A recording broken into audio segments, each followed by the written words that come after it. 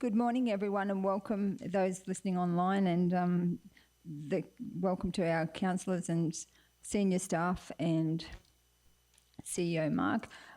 I'd like to acknowledge our volunteers this week. It's National Volunteers Week, and I just wanted to particularly mention Councillor Ros Hyde, who received the OAM award yesterday with the Governor of Queensland. So congratulations, Councillor Hyde, and I'm sure it is because of your volunteer roles and going above and beyond for the community. So thank you for what you've done, and just wanted to acknowledge all volunteers across our region and beyond, just doing an amazing job.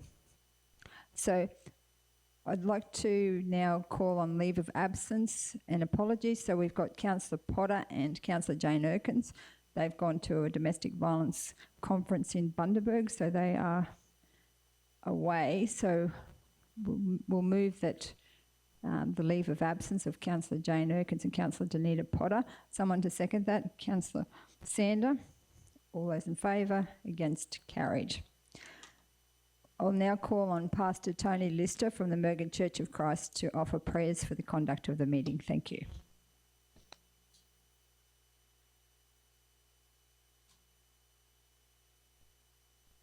Good morning, everyone. I'm sorry I didn't bring anything orange. I didn't even know a thing about it until Kathy just shared it with me a few minutes ago.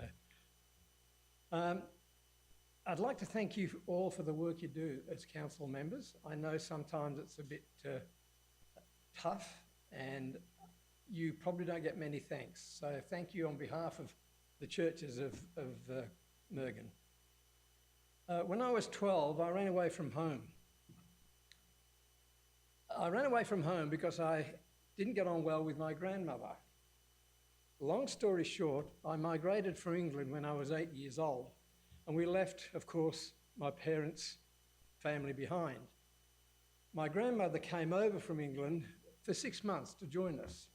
Now, the reason we came out from England was because of me, because I had a very poor health problems. I suffered from bronchitis and I eventually got pneumonia.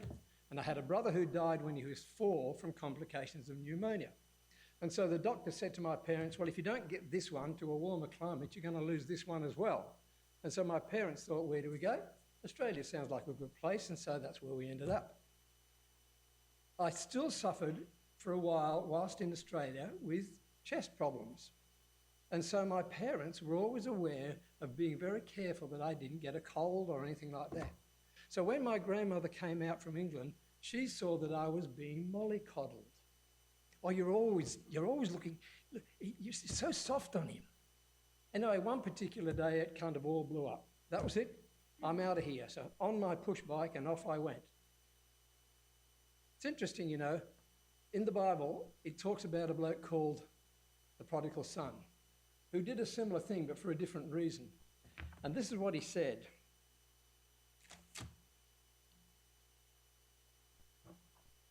The son goes and the father let him go.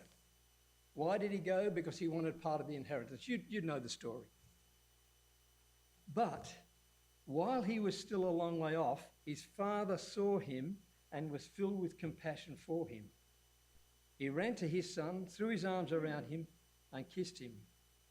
The son said to him, Father, I have sinned against you and heaven, and no longer am I worthy to be called your son. But the father said to his servants, quick, bring the best robe and put it on him, put a ring on his finger and sandals on his feet. Bring the fattened calf and kill it. Let's have a feast and celebrate. For this son of mine was dead and is alive again, and he was lost and is found. So they began to celebrate. I ran away when I was 12. I got about a kilometre down the road. And then this car pulls up alongside of me, and who gets out of the car but my father? He didn't accuse me of doing stupid things or being super sensitive. He just said, you need to be patient with your grandma. She doesn't understand. And he brought me back, or at least I pedalled back home. So I was gone for approximately 20 minutes, which really, when you think of it, running away from home, that's probably a record in how long you stayed away from home. But what I'd like to share with you this morning is that the Father that came back to get me back, it's a symbolic of what God has done for us. He always comes looking for us. Do you realise that the Christian religion is the only religion where God reached out to man? Every other religion, man's reaching out to their God. But he reached out to us.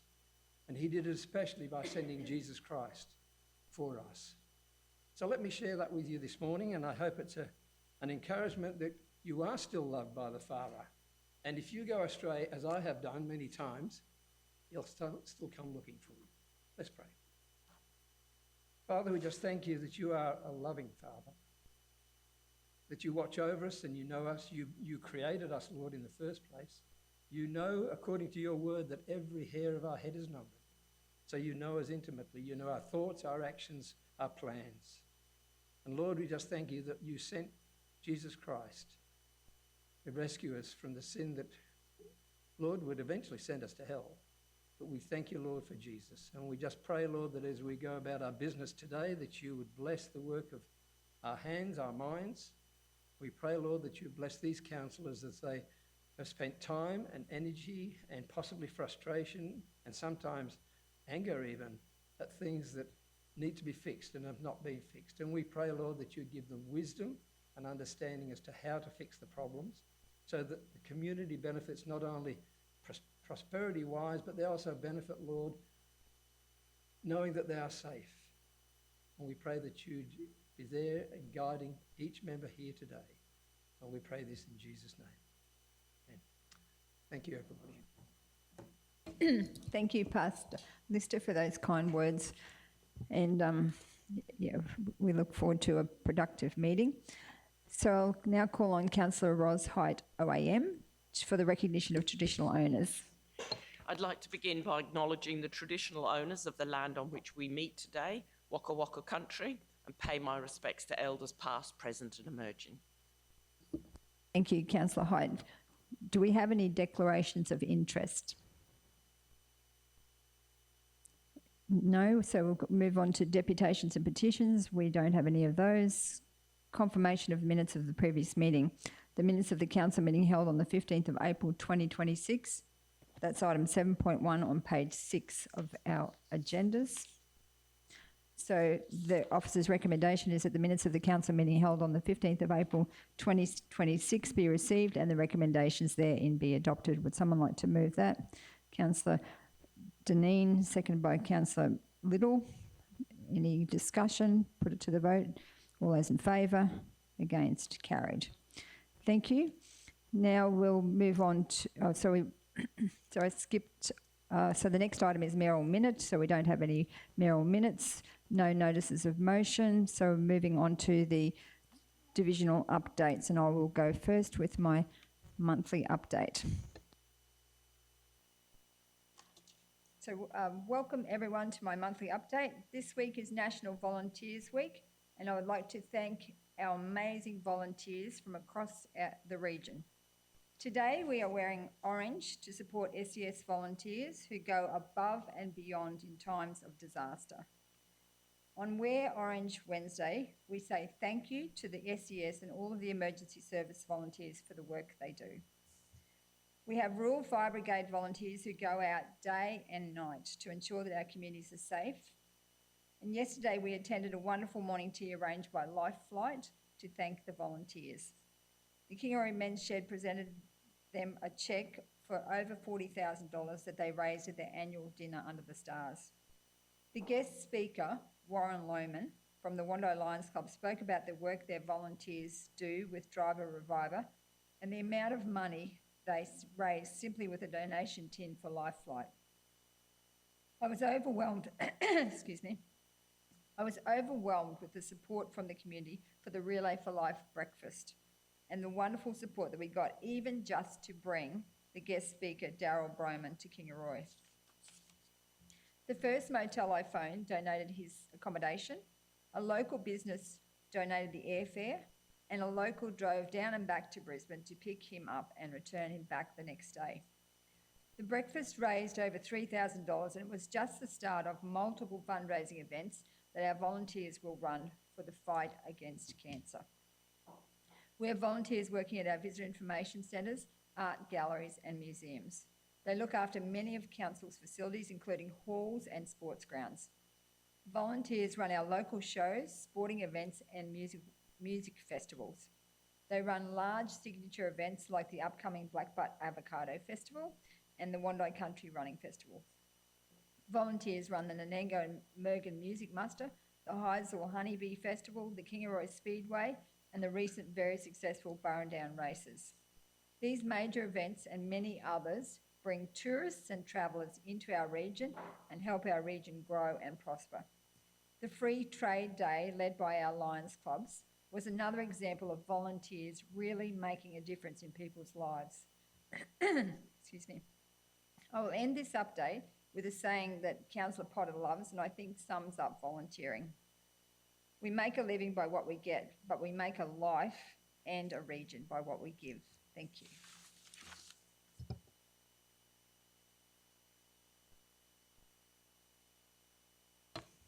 So now call on, that would be Councillor Linda Little to give the Division 2 update.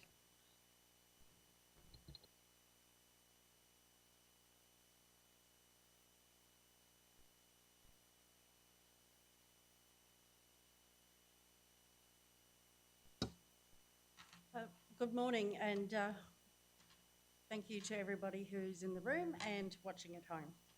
So today I'm going to go through some of the highlights of the past month.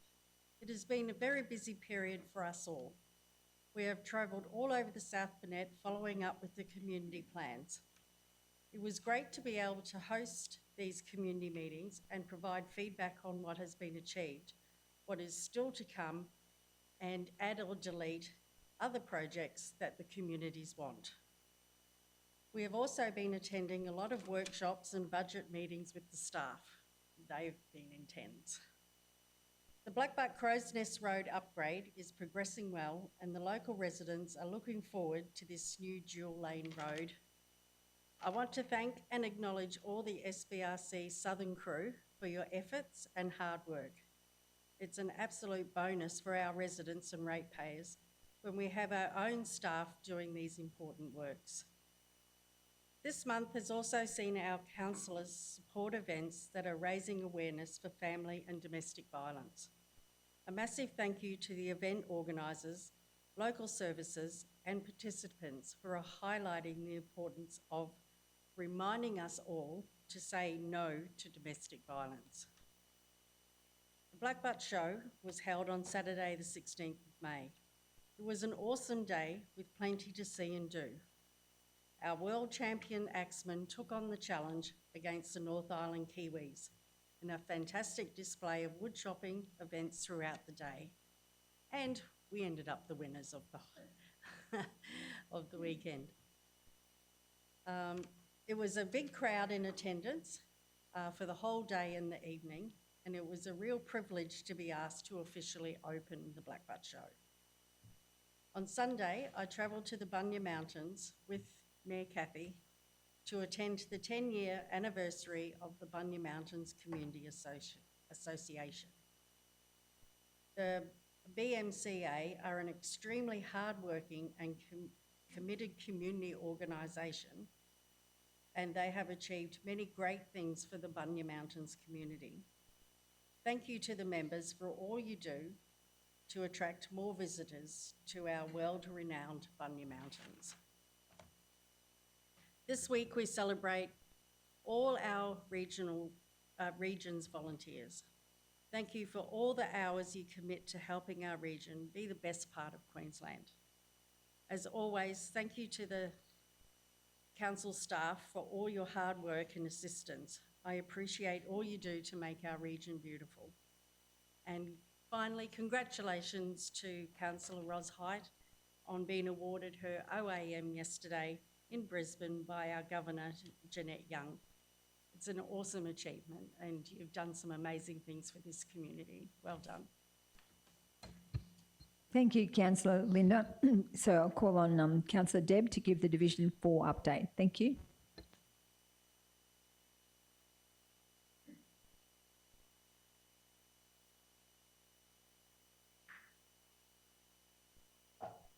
Thank you very much, Mayor Cathy.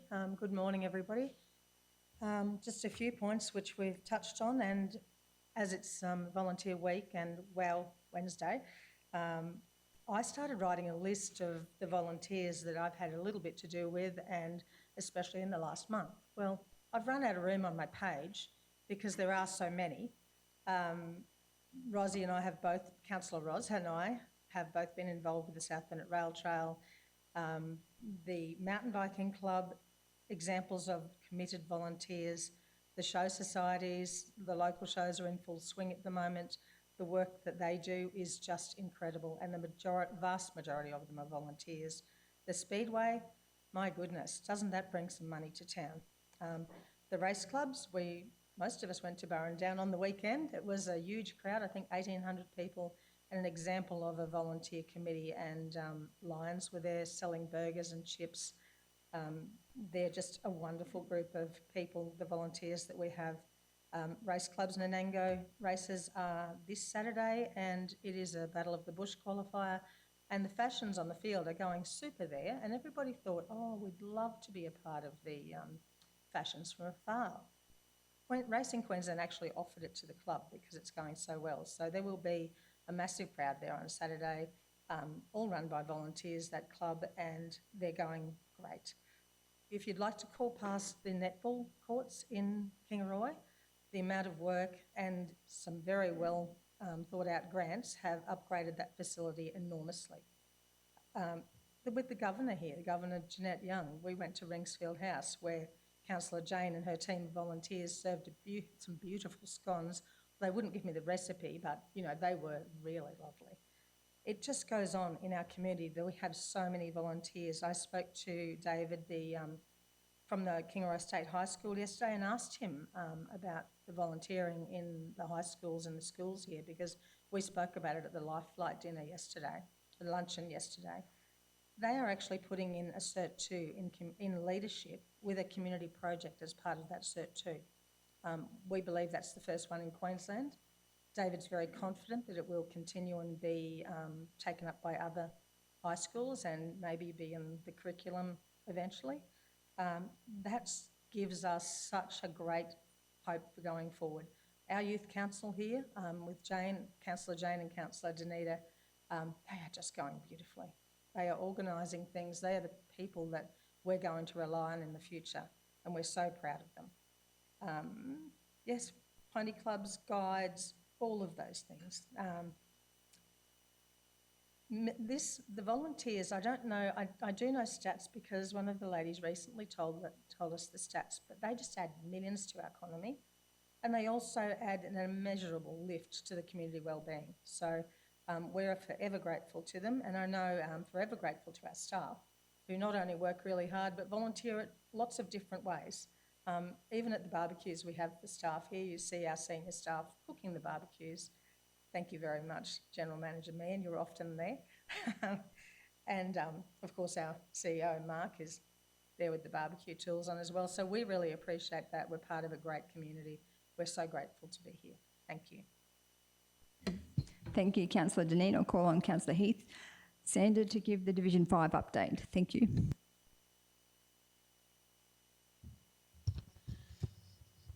Good morning, everybody. There's been a fair bit happen in Division 5 over the last month. I was just trying to think of some of the events, but I don't want to name just a couple of them, so I'm just going to say that we've attended a lot of events, and even in other areas like the DV lighting of the candle in Nanango, which we attended last week, was a good event and raises awareness for domestic violence in the region, which our police spend so much time attending domestic violence issues, and it ties up so much time for the police, and that takes police away from other important issues that they need to attend as well. Like, I believe it takes up to, one officer told me the other day, it's 50% of his work time is taken up with domestic violence. So it's a huge issue. It's it's something that we're probably never going to cease, but we need to work on trying to eliminate a lot of those issues. So any work that we can do to raise awareness like that, with Councillor Erkins and Councillor Potter attending a conference today to try for better outcomes for that. So that's a good thing. I've received a lot of positive comments about the roads in the region over the last month, and I think it's a combination of things that have come in with the flood works and repairs and temporary repairs that QRA have done across the region, implemented by 20 of our crews, whether cross between contractors and council staff. But like, I haven't received one negative comment about the roads, and we did ask that people were patient with us when we got hit with the last lot of floods. There was over 2,000 defects across many of the roads in the region, and there was an audit done the other day. I think there was a report done, and it was around 1,500 to 1,700 repairs had already been done. So we're more than halfway through those repairs. And we've still got a month and a half, or about 40 days left to get those repairs done before the end of June. And then we can start on the permanent repairs, which will be another huge task. And in that, we've tried for some betterment funding. So those roads that are continuously getting pounded by runoff and causing erosion in certain spots on those roads, we know that, you know, we don't like going back and repairing the same road in the same place 3 times in a month from a little bit of rain. So we're trying to get these betterment projects, like there's, you know, there might be a 5K road and there might be 3 defects on that road that are continuously an issue for the users of those roads. So we know that. We're trying to fix those certain spots so that we don't have to return and repair those roads time in, time out. So, like I said, people have been patient, and I think that the crews are doing a wonderful job out there on the roads.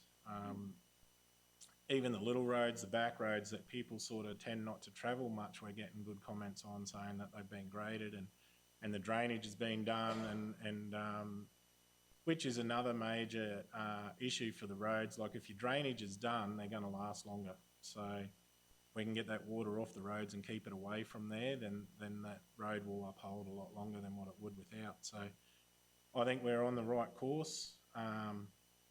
People have been patient with us. Our crews have been doing a good job in those areas, and I think the rewards are starting to show for everyone. Ratepayers don't like paying for things 3 times, so we understand that.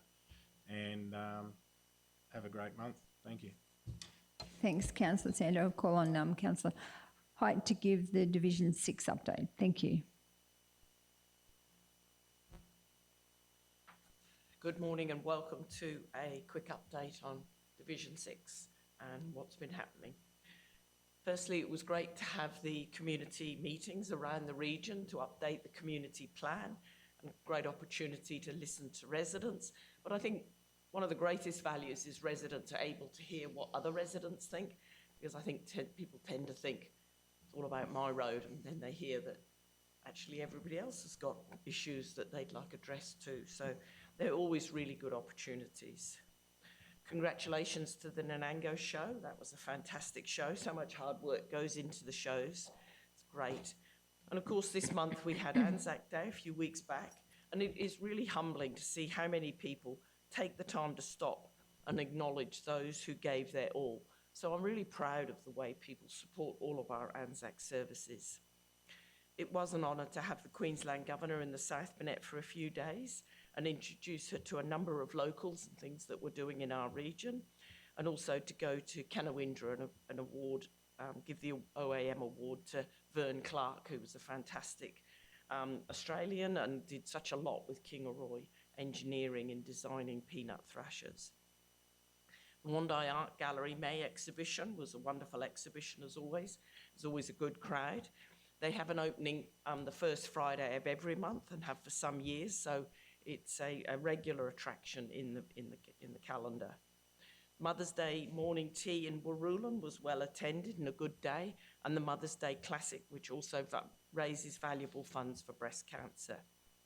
Congratulations to Esther and her team on a new event for our region in the Beat the Nut running event. Every new event adds to the diversity of opportunities available to visitors and locals alike. So it's of value, and it was a great event. Congratulations to the Tobinga Lions and the inaugural Tradie Day. It's very well organised and fantastic to help those who are currently battling. It was exciting to see the old Wondai Shire sign re-erected in Wondai, recalling significant milestones in the Wondai Shire's history. I'd like to thank the Mayor for that, because she saw it, or somebody raised it with her, that it was collecting dust in the back of the corner of a shed, and suggested we get it going. So thank you to the Wondai Men's Shed, who's refurbished it, and now have reinstalled this at the Wondai Museum to preserve this lovely old sign. The Coopers Gap Wind Farm community meetings are every half year, and it's exciting that their legacy project is a Telstra tower to improve mobile connectivity in that region, which is nearing completion. So that will be valuable. And in closing, I would just like to add my thanks to all the wonderful volunteers. I'm amazed how many volunteers we have and how many people give of their time willingly, and it really does contribute to the value of our region. So thank you, and I do acknowledge how wonderful they are. Thank you. Thank you. On page 43 of the agenda. So the recommendation is that the business outstanding table for the ordinary council meeting be received for information. Would someone like to move that? Councillor Little, seconded by Councillor Height. Any questions? I know we're going to have questions. Councillor Little. Thank you, Mayor. So the first one is on page 52. Notice of motion, introduction of the temporary planning instrument. This one is around, was a motion by Jane, Councillor Erkin, that the South Burnett Regional Council introduce a temporary planning instrument or review local laws to allow a landowner to reside in a temporary dwelling on their own land, provided it meets relevant health and safety standards until the housing crisis is over. I'm just wondering, is there any update on that? Do we have any sort of timeframes on when we'll be able to move forward with that? Thank you. Through you, Madam Mayor. So this one we'll be looking at what options we might be able to include as part of our local law review. So the potential temporary planning instrument wasn't, when we had a bit of a look into it, didn't look like it would be something that we would be able to implement, but we will definitely have a look and see as part of the local law review what we can put in there to help with the intent of some of that motion. Okay, so is there a time frame on when we would have some more information? Through you, Madam Mayor, not at this time.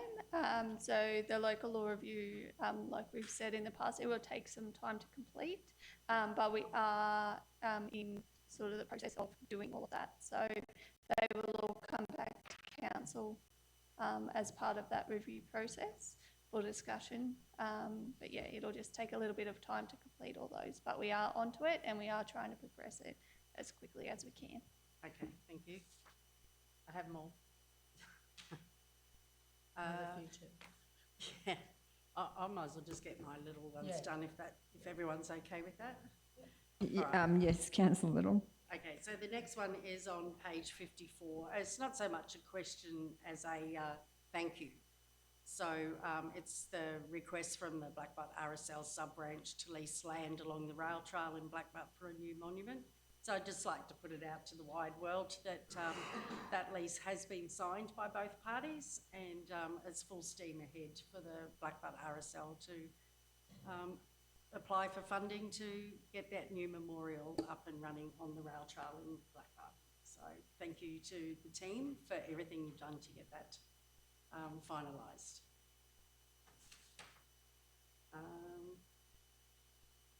This one. This is where you came in, Rebecca. Potential purchase of the community health building in Kingaroy.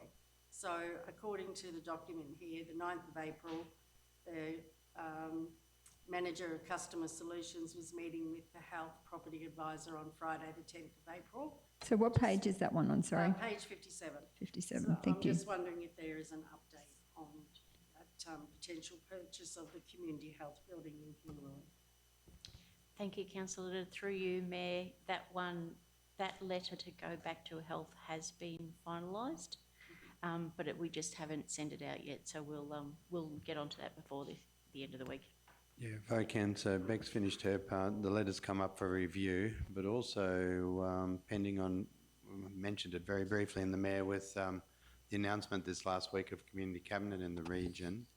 If we score the meeting with the Minister, it might be actually nice to hand the letter to the Minister as part of that deputation to the Health Minister, because it would be good to get in their ear about why this should happen, rather than just letting it go through the bureaucracy again as well. Oh, great idea. And I showed the Governor that building too, so we're hoping that the Governor might have some influence as well. Well, fingers crossed it ends up being something that we can highly benefit from. And the last one for me is on page 62, Road Maintenance and Construction Works Quality Assurance. So, sorry Aaron, this one's for you.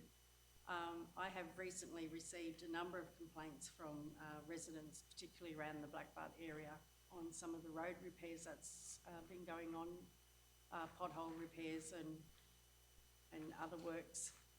And our residents seem to be very concerned with the amount of rock that is left lying on the ground after these works are completed. So I'm just wondering what has changed and how we can go about helping our residents understand how these roadworks happen. Sure. Through the chair, good morning, councillors. So I believe that's in relation to the work that's done by a pavelinder councillor. So we're talking about a bitumen pothole repair where we might have excessive stone that's left on the surface. So generally when we do an emulsion seal, particularly that it comes out of a pavelinder or a jet patcher, we will have residual stone that's left on the patch until the emulsion settles. Emulsion can take a number of days to set. It could be anywhere between 2 or 10 days, depending on the weather and the application rate. And generally what we find is we'll put an additional stone on that patch, because if we don't, what will happen is car tyres will pick up on the emulsion and it can damage the seal. Generally in an urban area, we will come back afterwards with a street sweeper and try and pick up that excessive stone. Provided it's not, too much material there. Generally, what will happen in a rural area, as the road's on crossfall, as cars drive, the stone will start to make its way towards the road shoulder. So that's normally why you'll see an area of stone that is settled, and you'll see excessive stone starting to gather towards the edge of a patch. That being said, I have asked the team to follow up to just check what is the drop rate currently being used on some of our patches. Whilst we leave residual stone there to protect the emulsion seal, that's not to say we probably don't need to follow up and just ensure that we are dropping the correct amount of stone.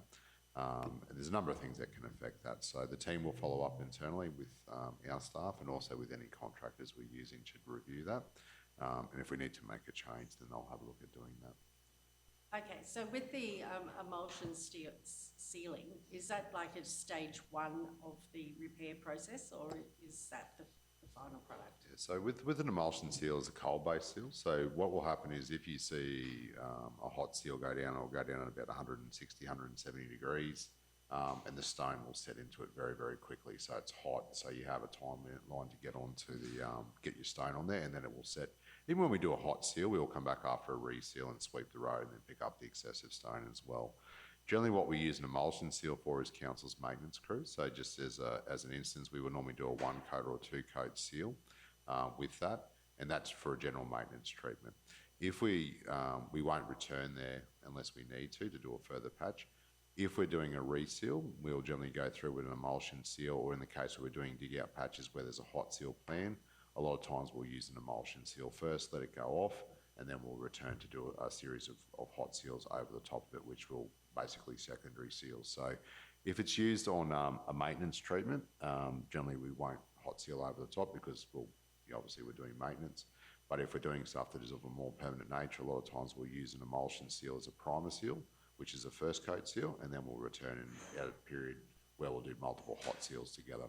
It's quite expensive to do hot seals because obviously you're carrying a bitumen truck, rollers and all those sorts of things. So we try to group those works together. So a lot of times you'll go through and you'll see that excessive stone, whilst it's noisy at times. Just keep in mind too, it is a 7mm minus stone, so it's quite a small stone, as opposed to a larger stone that you generally see cars will flick up. So you'll feel it under your car, or you'll feel it slowly coming to the side. But if we use larger stone, generally it will throw it up a bit high, and that's the one that can do some damage and those sort of things. So we look to, after we do that review, we did discuss that we might do some community education just so residents can understand those maintenance treatments. We've previously done reseals and those sort of things. There's a reseal video about to come out very shortly. Post that, we'll look at maybe doing some explanation around the maintenance treatments we do and why we do them. Oh, that'd be excellent. And thank you for that very comprehensive reply. Thank you, Councillor Little. Councillor Janine. Thank you very much, Mayor. Page 48, I just wondered how the koala habitat, has we had a response from community groups towards this? I'm happy to do that one, Mayor, if that's fine. Yes, that's So fine. that's on, I think we're on the same page, so Linda's is slightly different. So, yes, thanks, Councillor, for the question. So we've had a slight delay, slight delay, I'll call it a slight delay, but a delay with this one. Apparently, we received correspondence from the department, DETSI, with regard that a community member had made a complaint about the site being an old, it's an old disused tip from, well, it'd be back in Kingaroy Shire days. So the site's been capped and we believe has been monitored properly, but a member unknown to us of the community has decided to put a complaint in about the project and that site. We had till last week to respond to the department, so this project will be placed on hold until we have a response. I really appreciate the question because this will be placed on hold until we have a reply back from the department about what is and isn't possible, just to give the community confidence on that site. And regrettably, sometimes people go to external, we welcome third-party review, we really do, and that's not the problem, but a lot of time and expense could have been saved here by if they would have asked us this question first. The site's been previously capped. We do gas monitoring and leachate monitoring on the site, so there's all compliance. We've identified there may have been administrative oversight with having it listed publicly on the Contaminated Land Register, and that will take that one on the chin if that was an administrative oversight. And we've advised the department we're very pleased for it to be on that register. Given the scrutiny now of that site and depending on the departmental response, and I will acknowledge the state government through the department, DETSI, all our interactions with them are extremely professional and they have a job to do and a role to do and they need to respond to these complaints. So that's understood, and the cooperation with them within their framework and laws is very good. But we will need now to see what comes back. But it will also have potential implications because there is some areas there. A lot of the disused sites can't be used. You can't, because we do monitor gas on the site, for example, and we do utilise other sites for community permits. Community groups can use them, but structures can't be erected. You can't dig holes in the ground because there's gas pockets underneath the soil levels. There's a range of things. So we'll continue to work cooperatively with the department as far as ensuring they're happy with what has been done out there. As I said, I'm extremely comfortable in regards to the work that we've done on the site, barring the administrative oversight, but this project will be held up due to this complaint. Thank you very much for that, Mark, which is sad to hear, but at least there may be some hope in the future, because I'm sure we have a lot of people that would love to have trees there and a koala habitat in that area. But may I say, I think that because it's a contaminated site, that could be problematic because planting trees probably on a contaminated site is would make it ineligible to do any activity like that. So yes, that's unfortunate because we had hoped that it could be a koala habitat and plant those trees. We might have to find another koala habitat. We'll put Councillor Heath onto that one because I know he's very keen, as we all are. Page 56, Tesmans Road footpath. How are we going with that land acquisition? When do we start that footpath? Thank you very much, General Manager. Through the chair, so at the moment our construction crew is at Dandabar doing a job for Works of Queensland in Council Hill's area. We expect at this stage that we've finalised our alignment for that corridor, and last conversation I had with the Works team is we're hopeful to start some work in June, and that project will likely continue into July with our construction team to commence that work. So very hopeful that we'll get started soon. That is wonderful. And it'll be a good project when it's underway. Great, thank you so much. On page 58 is the signs for livestock. How are they going? Have we got them ready to go? Because I just think it's a great idea of Councillor Perkins, and we're looking forward to having those on the edge of our region and the places that people do drive carriages and ride horses. And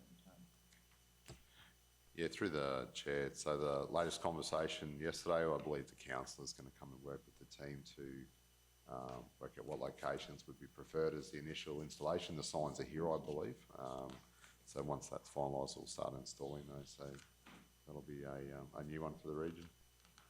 that is wonderful. And I have one more thing, which is feedback from the Dragon Boat Group, who said to please pass on their appreciation to the rest of the team re the lease on behalf of the club. They have had some things going on with the club people, and they are extremely grateful for the support and cooperation of council staff. So thank you. Thank you, Councillor Dineen. Councillor Height. Yes, thank you. Page 50, the signage at free camps, that seems to have been sort of dragging on a bit. Do we have an update? Have we got the quotes? They've been printed? GM Aaron. Through the chair, I believe the signs have arrived. So one of the discussions we had yesterday will be commencing install in the next couple of weeks to get those in, and obviously we'll do some publicity around that. So, Right. Can I ask one other question, which isn't on the business outstanding, which is those cages for the recyclable containers on the sides of the rubbish bins? I don't think it's in this business table, but... So we talked about them yesterday, and we're did going you? to do some media before as we roll them out, because we want to let the community know what they're all about, and so the plan is to get each divisional councillor into their area, and Christy's going to do some media around rolling them out, and hopefully it's a good news story and showcasing them for our region. Councillor Sander?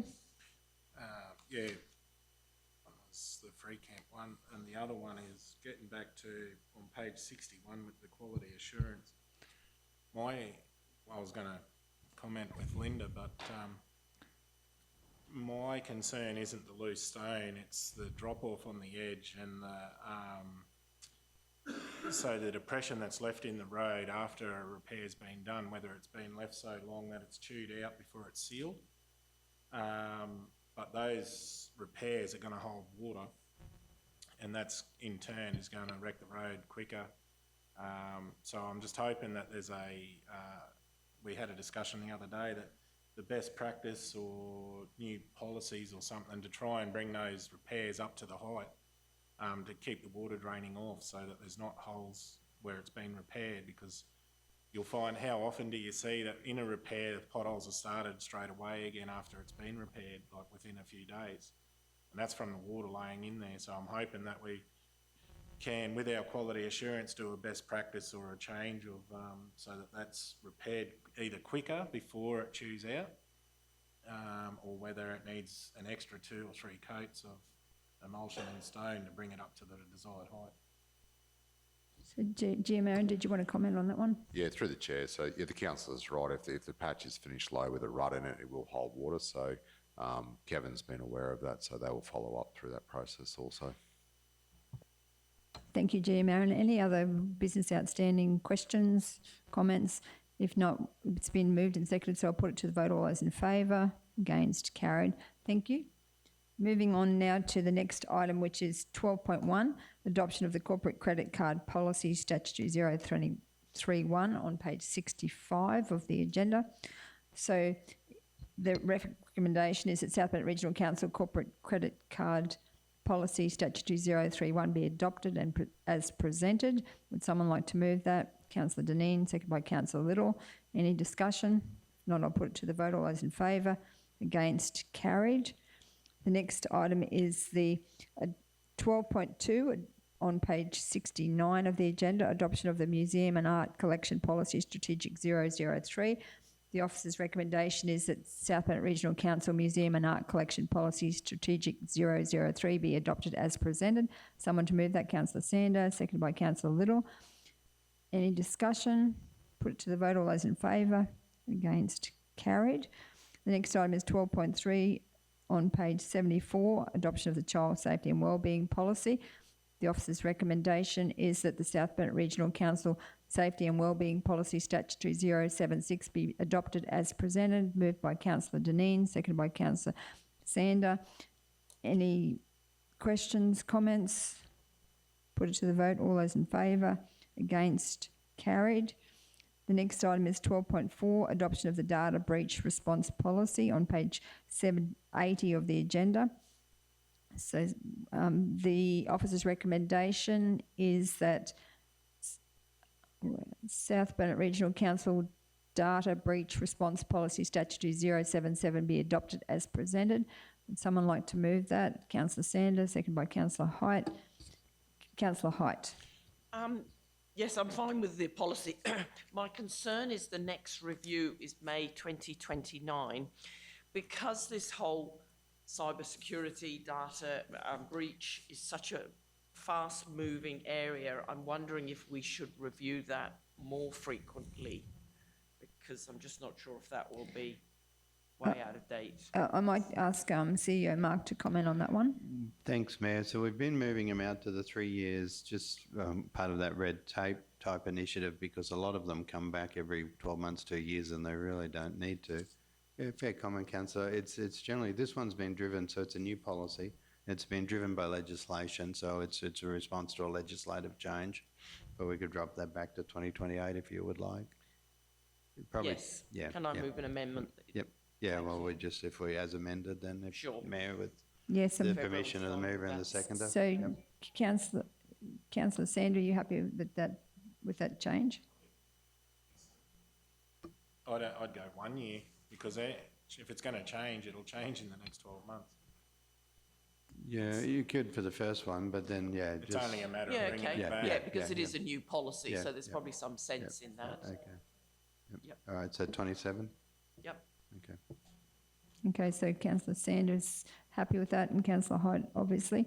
So any other comments, discussion? Put it to the vote. All those in favour? Oh, sorry, Councillor Little. Yes, sorry, Mayor, I should have put it on a bit quicker. I just want to let the people listening at home know that we have workshopped all of these policies, so we're not just ticking and flicking as we go. We do know and understand what these policies are about. Thank you, Councillor Little. Councillor Height. Oh, no, sorry. So are we ready to vote? Put it to the vote. All those in favour? Against? Carried. The next item is 12.5 on page 87. Notice to repeal South Bennett Regional Council Ringsfield House Advisory Committee terms of reference. So that one is the officer's recommendation is that South Bennett Regional Council Ringsfield House Advisory Committee terms of reference strategic 023 be repealed. So would someone like to move that? Councillor Sander, seconded by Councillor Dineen. So discussion. So this one is repealed because the advisory committee does not meet anymore, and we've got a different strategy for managing Ringsfield House, and it's actually going really, really well. There's lots of activity there.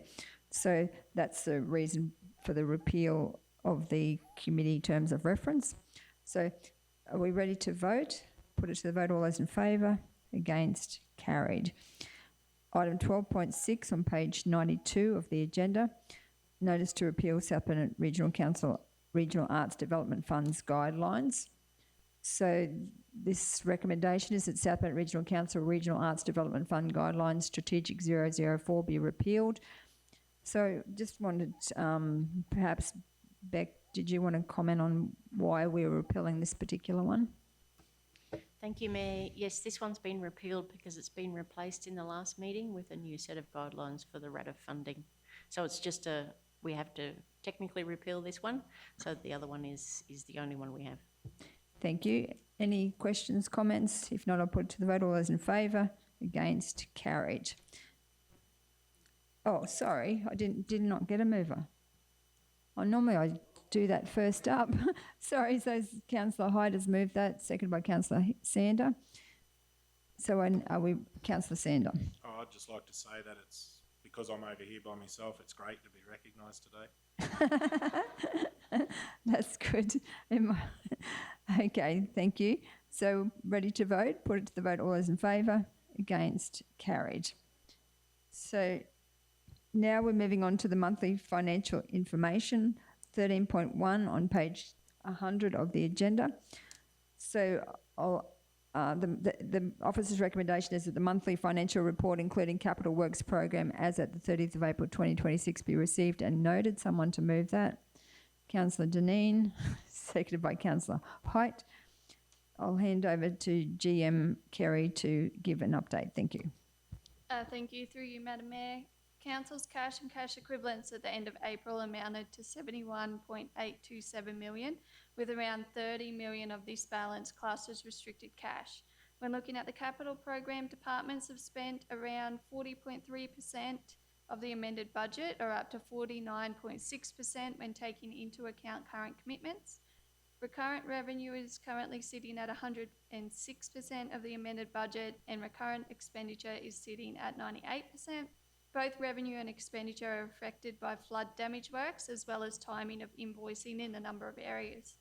All of Council's financial ratios are currently within the targeted ranges. At the end of April, outstanding rates payable are sitting at 6.14%, which is below Council's target, and approximately 25.86% of those properties with rates outstanding are currently on payment plans. The finance team have prepared their third quarter review and is in today's council meeting for adoption. Finance are now preparing the estimated position for the 25-26 financial year, as well as continuing to progress with workshops for the 26-27 budget in preparation for adoption in July. I now present the April monthly financials to the Chamber for their information. Thank you, GM Kerry. Councillor Sander. So on page 122, on my agenda, it's probably 123 on that one. Could we please request a breakdown of the water and wastewater borrowings, please? There's a question on notice. Thank you. So that's a question on notice. So thank you, Councillor Sander. Any other comments? Councillor Height. Yes, just on page 100, with the recurrent expenditure for employee benefits being 94 and the materials service 109, you did mention this, the flood has affected that. Is that the only thing that it's affected? Because it is a bit of a concern when we're only 3/4 of the way through the financial year. We've over budget for the whole year. Yes, through you, Madam Mayor. So the flood damage does account for most of the increase as to where we are at this point in the year. So we do have some bits and pieces that are looking to be small overruns, but we are looking at how we monitor those and how we're making sure that they don't blow out too much by the end of the financial year. So we are in the process of just doing all that work at the moment. But yes, the flood damage work definitely is our biggest contributor to why the expenditure is over so much. Thank you. Councillor Sander. Could we also please add the infrastructure borrowings as well, please, to that breakdown, to that question on So that's a question on notice, inclusive of that one? Yes. And then in the other spend that we received early, thank you, General Manager for forwarding that early, but I have about 72 questions out of that spend I'll send through for information on.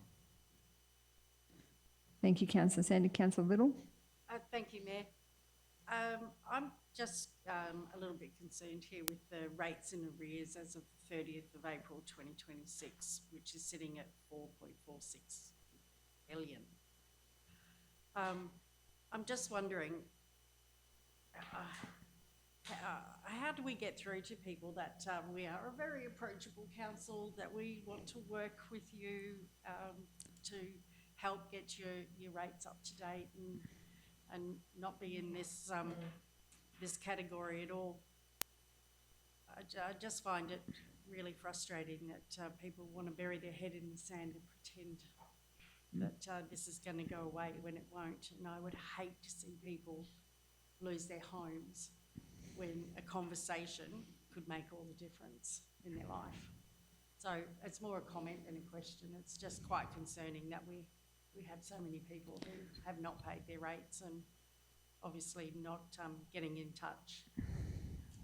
Thank you, Councillor Little, for raising that, because it is really important that if anyone's struggling to pay their rates, that they can go on a payment plan and pay them off over a long period, which it actually makes it a lot easier.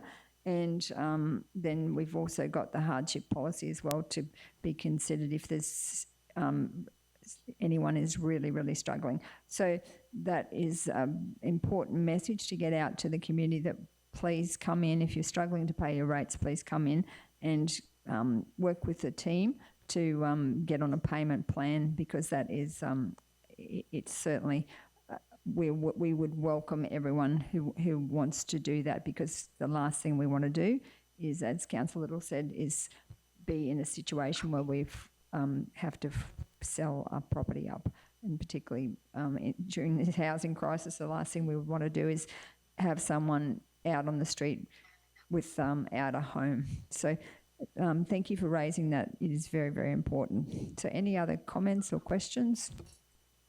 Are we ready to vote? Councillor Sander. Did I hear that correctly, that we're only at 49% of capital expenditure? So is that some of those capital projects are going to be held over now for the next year? Through you, Madam Mayor, yes, so any that are in the capital program that aren't fully spent this financial year, that are in progress, they will go across and be continued into next year. Has that come about because of the floods as well? Like transferring, like diverting staff to other projects? Through the chair, so there will be some of that. The other one too is I think we've made a conscious decision in the example of, say, Testman Road, where we've tried to use more of our own staff as opposed to using contractors as well. So that's put some delays in. So we're obviously trying to do as much as we can and looking at a continuity of our work next year as well, particularly if we're looking at our OPEX budget as well. So obviously we're taking a delay on our major rehab program to make sure that we've got, trying to keep our cash position as neutral as possible. So I think we're making good decisions in that space. I think we had that discussion yesterday too. There's an undertaking that those projects will continue into next year when the commitment's been made to do them. So that would be a good outcome? You would see that as a good outcome for council? Yeah, I think that the big thing is making sure we get built what we've committed to. But I think if we can make better decisions based on all the things that council's had to deal with, particularly in the last 12 months and even in the last 6 months, I think it is a good outcome to make sure we keep that balance of work, and particularly when you've got higher inflation and other costs coming on as well. So if we can keep more of our workforce going internally, I think that's a good outcome. So that's... Yeah, I think also the fuel crisis, we've changed some of our projects just to try and keep them in-house, and maybe just do some of the projects that weren't fuel, where we didn't need as much fuel to travel to and from those projects. So that's helped change the capital program as well. Councillor Sander? Yeah, I just wanted to point out that I believe that it's a good outcome. Like, if some jobs have to wait and we can save money for it and we're using our own staff, then it's a better outcome for everyone, I believe. Absolutely. Any other comments, questions? We've got, it's been moved and seconded, so I'll put it to the vote. All those in favour? Against? Carried. So now we're moving on to the 13.2 25-26 third quarter review on page 147 of the agenda. So the officer's recommendation is that in accordance with section 1703 of the Local Government Regulation 2012, the revised 25-26 operational budget be adopted, and that number 2, that in accordance with section 1703 of the Local Government Regulation 2012, the revised 25-26 capital budget be adopted. So I actually wanted to change that and make sure that those capital projects go across to next year, so we don't just have to put them to the budget meetings again, that they actually are given that they get done. So does that wording need to get changed? CEO Mark? It's a bit, the published copy that you've got there, Mayor, is what it is. But certainly we've made a note that don't change that wording. So whether you wanted to add it in as a separate resolution at the end of, once we adopt the first two, which are the statutory resolutions, if you wanted to do it that way. We can amend the documents, but what's been published as of like in this agenda is printed. So, but yeah, so I was thinking we would just put something in as a separate resolution? Okay, yeah, I'm so happy with that. It's on file then. Yep. So would someone like to move the officer's recommendation? So Councillor Little, second by Councillor Deneen. Any questions or comments? If not, I'll put it to the vote. All those in favour? Against? Carried. And I'd just like to move that the capital works that were approved in the last budget be carried forward and delivered in the next budget without having to go through the process of being voted on through the budget process, that they're actually done as part of, that they're I don't know the wording, but just that they're given that they actually be done. So I'd be guided by CEO Mark to get the correct wording.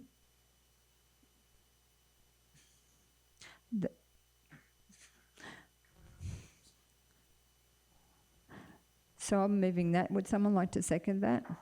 Councillor Little. So Councillor Hyde. I'd quite like to see a list of which ones haven't been finished in case there's been a big blowout in costs. So I'd just like to, even if it comes to a workshop, that we just do see which ones are being carried over and whether that's what reason they've been delayed for, because maybe there's a cost implication there. I'd just like to see them. Yeah, that's fair. But I just, in a budget, over the years, I've always been frustrated about when works didn't get done, because even we've committed them to the community that was going to happen, and then just because of certain circumstances they missed getting done, and they come up as items in the budget for discussion and potential being left out if the councillors in the new budget think differently. I just think it's wrong, because the community believed that was going to happen in that year, and it's. Could this be held over till next month when we've got a list of which ones are expected to be held over? Can I move that as a procedural motion on your motion? So we've got a list of them. So we can just add it if you wanted to. The capital works approved in the 2020 budget be carried over to the 25-27 budget, 26-27 budget to be completed without being reconsidered. Yes. But can we see a list of them first? So they are being considered. So I mean, I hear what you're saying, Mayor. I mean, I understand, because it's frustrating when something's in the budget, we've told residents, yes, this is happening, it's in the budget, and then it gets lost. And then the following year, other priorities come up and it gets lost. But I would just like to see them, because there could be big budget blowouts, which is why it's being held over, or some other issues. So I would just like to see the list. So How do we reconcile those two views? CEO Mark, now Councillor Hyde is suggesting it's kind of like almost in conflict to what I've Yeah, it is, sort of. suggested, because she's now asking that it be they actually be reconsidered. Well, no, before the budget, because I'd like them to see them, and then assuming we're happy with them and there's no big Can I do reason. a procedural motion that it lay on the table until the next meeting? Because then we'll have the info. I think we need. Through you, Madam Mayor, so just, I guess, something that might help with this. So any projects that are genuine, they are either, so some of these where the money's been taken out, they may have had a $2 million budget. We know we're only physically going to spend $1 million this year, so we've taken out $1 million to put into next year's budget. Most likely that is generally always as restricted cash, so we restrict the cash from this year because it was meant to be done in this year. The money gets restricted, that project gets put in next year as a budget item, but it's down underneath and it says this is a carry forward one from the previous year. The money is restricted cash, so it's very much so council can definitely see which ones are your new projects you need to consider, which ones are your ones that are carried over from the previous year, where we're just saying this project needs to be identified as one that's going to happen next year, but the funding has already been allocated from this current year. Anywhere we've got issues where we might have had a budget of, say, 200,000, and when they've done some scoping works, they've decided, oh no, it's actually going to be more than that. Those ones are ones that generally the managers will come back and let council know we've got $200,000, but it's going to cost us 250 or whatever. And generally those will be considered either in our budget workshop so that they'll provide that information, or a report will come to council saying that we have 200,000, we've carried it across, but realistically we need an extra 50,000. Does council want to continue that project? Do they want to do something different? What do they want to do? Do they want to reduce the scope? So yeah, it depends whether that, I guess, helps with the question and what we're trying to do. So those amounts will still show up as projects for next year, but they will be restricted cash funded, most of them, unless they're grant funded. So we still restrict the cash from this financial year because we've said that they're going to get done. So so what you're saying is that they're sort of considered in any case? They get put forward because when we do our budget and we adopt it, whatever we have as the adopted budget as the capital figure, that's then what is basically adopted. So we still have to make sure that they're included in that process, in the budget process, to show that they're going to be a project. But we just know that the funding is restricted cash because we've taken the cash from this year that was already allocated for that project. We restrict it, and so then it's used for next year. So it is your continued carried forward. So I might ask CEO Mark we probably need to change the wording, or GM Aaron. Yep, the last word is probably not right now. GM Aaron? Through the chair, so each year since I think for probably the last 3 or 4 years, we've provided council with a list of those continuing projects as part of the budget process. So Kevin flagged a few of those when he was here for his capital workshop the other week. There was a number of projects that we would be delaying into next year. When they come back for their next budget workshop, which I think is in about 2 to 3 weeks, they'll provide you with a list of works that are in progress and being carried over as part of that. So exactly what Kerry said, we normally have new projects, and then on the following page we also just list out for the budget of which projects are in progress or what their carryover amounts will be.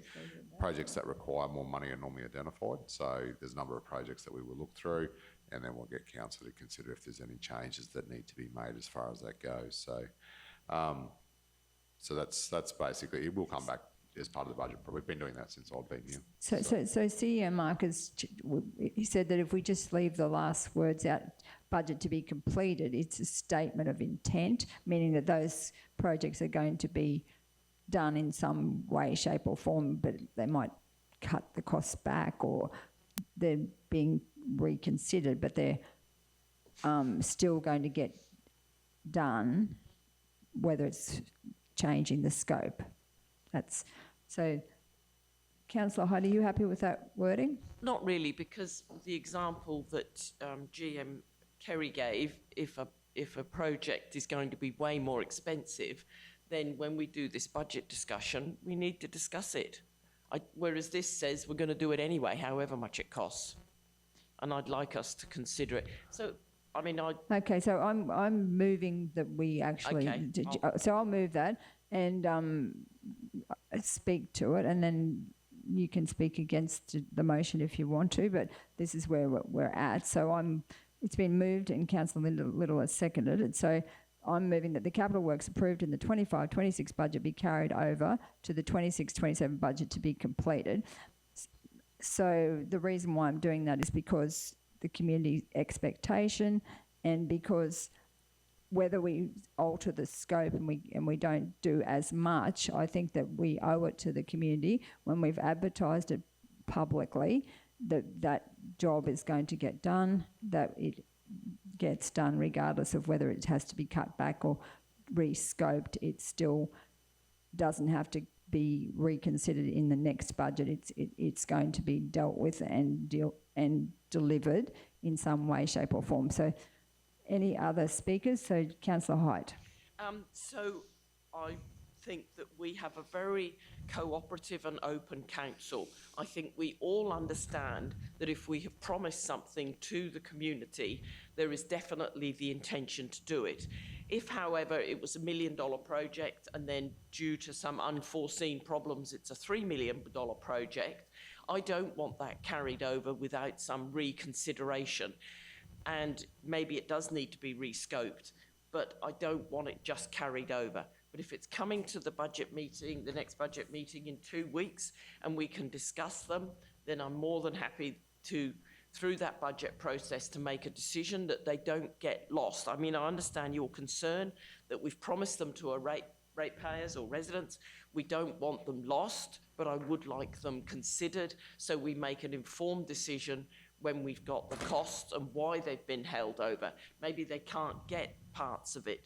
We don't know. I don't want to just leave that as just do it anyway, we don't care. I would like it to be considered, and I think as a council team we are very open and we will make the best decision once we've got that information, so it becomes an informed decision. Thank you, Councillor Hyde. Any other speakers? Councillor Sander. Just with the extra, what you had to go for, but this is probably going for both here, so I don't. I agree with Mayor Duff, but I also agree with Councillor Hyde. So it's yeah, with the price of fuel that's gone up, I know poly pipe went up 80% or something over the last month. So if it's poly pipe repairs and it's jobs that involves a lot of machinery use and stuff, that is going to alter the budget. So we are, I believe that we do need to look at it again, but I'd still agree that the jobs have still got to be done, but we may have to, reevaluate it. So we sort of all agree, but we just got to get the wording right. Budget to be completed. Okay, all right. Okay, I'm happy We're to. not doing what you want. Okay, so any other speakers? Okay, so I'll have my right of reply, which is I'm entitled to. So as a mover, so we. So I think we're all on the same page. It's just that we want to actually do the work, but even if it has to be re-scoped and scaled back through the budget process, but that those actual jobs don't get completely dismissed because there's other priorities in the budget. So I'm moving this motion with that in the background. So put it to the vote. All those in favour? Against? The motion was defeated. So we just those projects will just be up for grabs in regardless of whether that. No. Sorry. What motion do I have to move that we agree to this, but we just need to revisit it? I agree to your motion. I wanted to vote for your motion, but I couldn't because it didn't have the full detail. Well, that's why I wanted to CEO Mark to change the wording, but we couldn't get a wording. So where you've ended up is the wording that's in the report. A number of these projects will be included in the proposed capital budget for council consideration. But the intent of the mayor was that they got That they actually don't get They don't lost, that they don't get Can we do offer an alternative motion then that we do exactly what's written there, but once revisited? But You're that's just making wasting it your way time. more, oh, sorry, Ros, I was just Sorry. saying, just making it way more complicated. Kathy's intent was that they will be done. So they'll go through the budget process and then pop out the other end in the list of capital projects. The report says that they'll be included in the proposed 26 capital budget for council consideration. So they'll go through the normal hoops, and people will argue the toss whether they should stay or go. But that's what I'm upset about, because I think if we commit to them, we need to deliver on them. Can we get a list of those and then we can give them the priority and then straight away? And that'll come through your budget process, yeah. But can we have those ones highlighted that we didn't do? Yeah, that's easy. So you'll have a list of all the carryover ones, yeah, absolutely. Councillor Deneen. I agree with the officer's recommendations. I think that there might just be a case where things have changed dramatically and we may reprioritise. It may not be this budget, maybe the one after. And I just think it gives us the option to look at it again. So I understand your intent, Mayor Cathy, and I think that's great that we don't want to lose things. But I think we can equally discuss things and prioritise what has already been promised to the community and continue with that. But it may not be in that next year's budget, it may be the one after that. It may be really rescoped so much that it doesn't even look so much like the first one.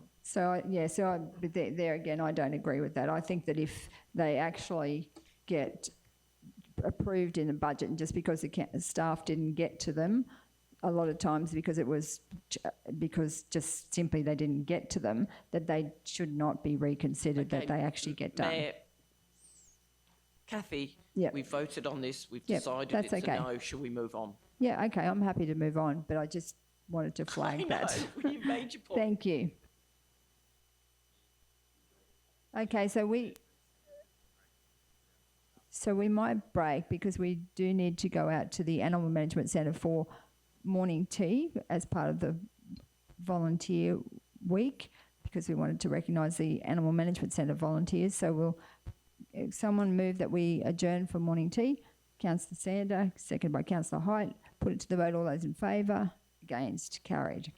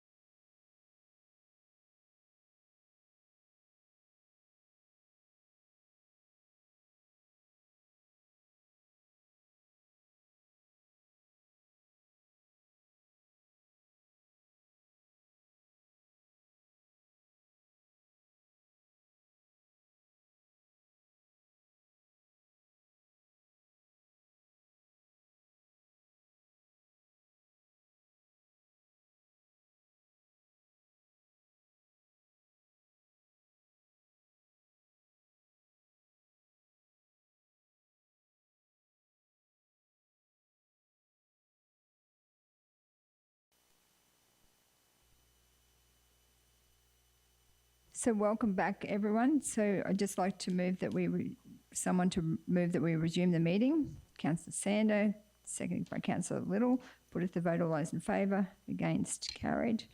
And that was a really nice morning tea with the volunteers and the staff at the Animal Management Centre. So now we're moving on to item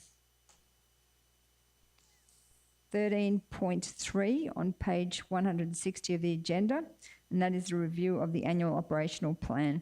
So the officer's recommendation is that South Burnett Regional Council, in accordance with S1743 of the Local Government Regulation 2012, receive the assessment of the progress towards implementing the South Burnett Regional Council Operational Plan 25-26. Would someone like to move that? Councillor Little, seconded by Councillor Sander. Any discussion?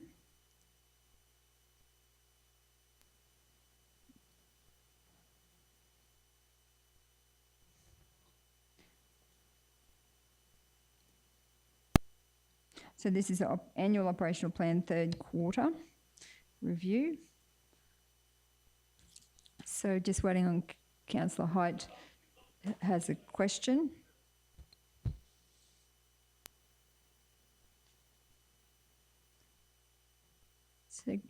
So while we're waiting, GM Kerry, did you just wanted to give a quick overview of the operational plan and where we're at?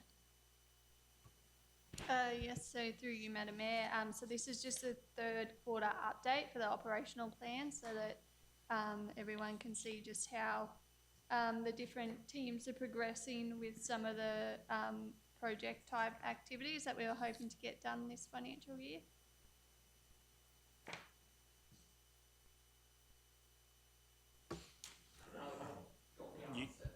So Councillor Sander?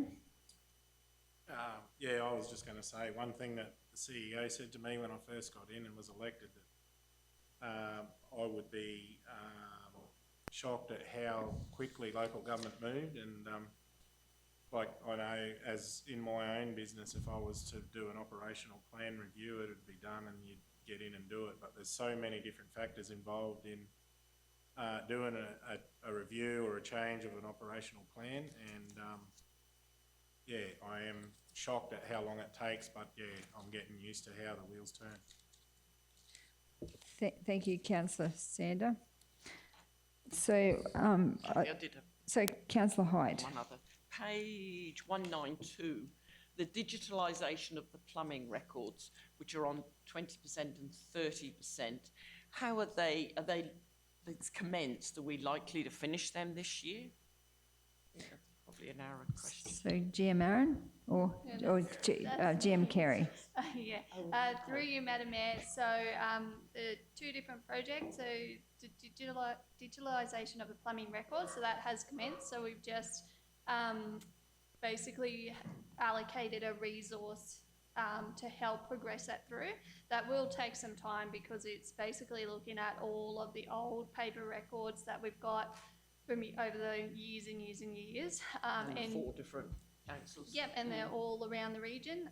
So scanning them in, getting them into a digital copy, and then making sure that they are registered. So that will take some time. The one regarding the investigate technology to assist. So we have been progressing with that waste ID trial. So there will be a report and an update come through for June. And as well, when we do our budget discussions for the plumbing planning department, we'll discuss a little bit more there as to what council would like to do with that. But yeah, they've just taken some time. So they're unlikely to be finished this financial year? Your waste ID one most likely will be closed out, because it will depend on whether council says yes or no in the end. Yep. So that one will be finished by the end of this year in some form. The one with the digitalisation of the plumbing records, that would be unlikely, I would say, to be completed this financial year. So we will most likely put it into next year's as well to finish it off. Yeah, thank you. And I would like to just add that it's great to see so many of them are green and at 80 and 75 and 90%. So thank you to everybody who's got them done. Thanks, Councillor Height. Councillor Dineen.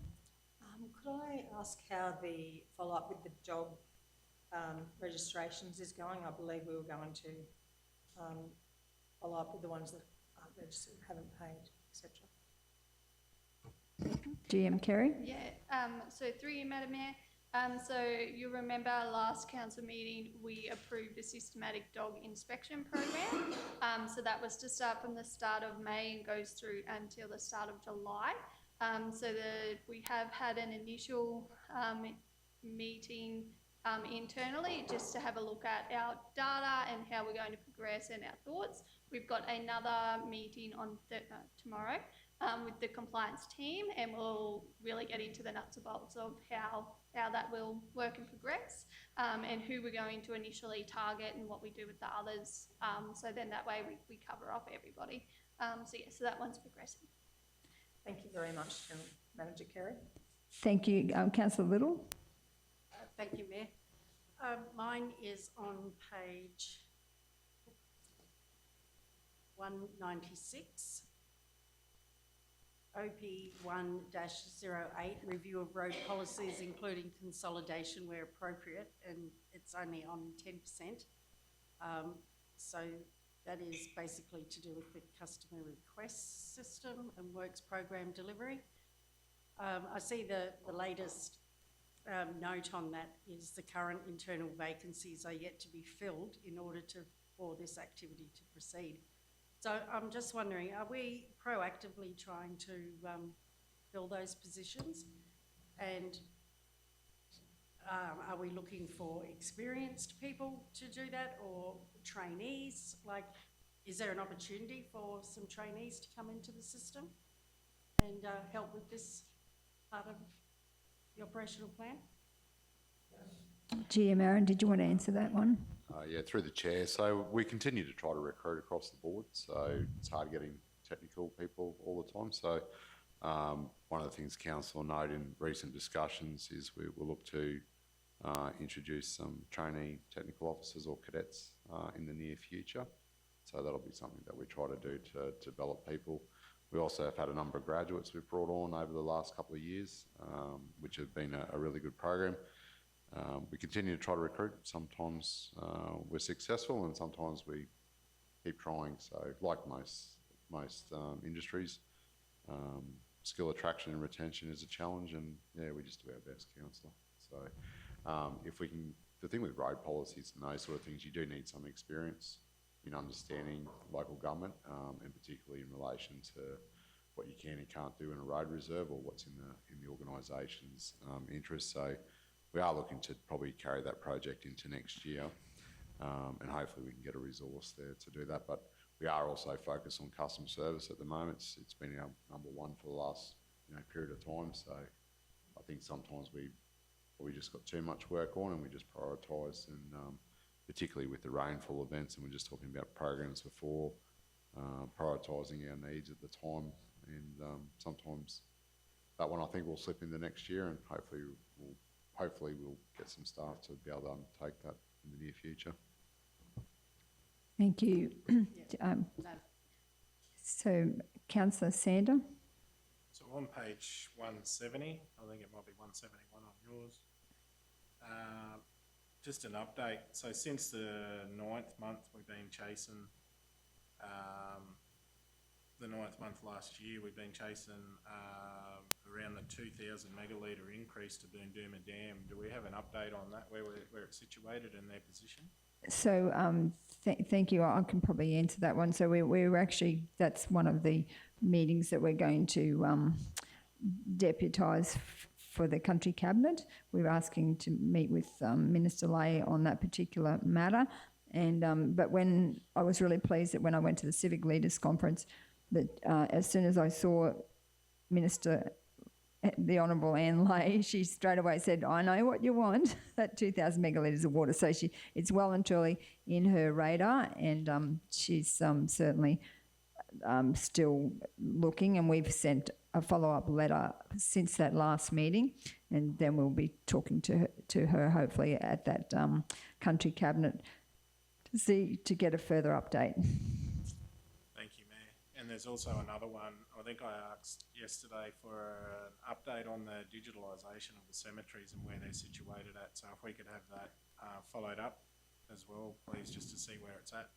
As extra to the comment in the report that I read out yesterday, so, yeah. Just yeah, where it's at, just an update if we just could an update. Okay. formalise it, please. Thank you, Councillor Sander. Any other comments, discussions, questions on that operational plan? If not, I'll put it to the vote. All those in favour? Against? Carried. Thank you. The next item is 13.4 on page 209, licence to occupy Highsville Progress Association. So the officer's recommendation is that South Bennett Regional Council, number one, in accordance with S.2361B2 of the Local Government Regulation 2012, dispose of a valuable non-current asset by way of entering a deed of licence to occupy for Lot 112 on SP 116355 to the Highsville Progress Association, Inc., for a term of 3 years.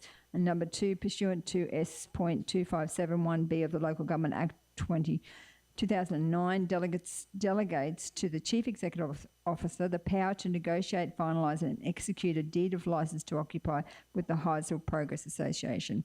Someone to move that, Councillor Sander, seconded by Councillor Little. Councillor Sander. Yeah, I just noticed on page 209, it's got the sublease by Wondai Shire Council. Should we update that, or would that be transferred over to the South Burnett Regional Council now, other than Wondai Shire?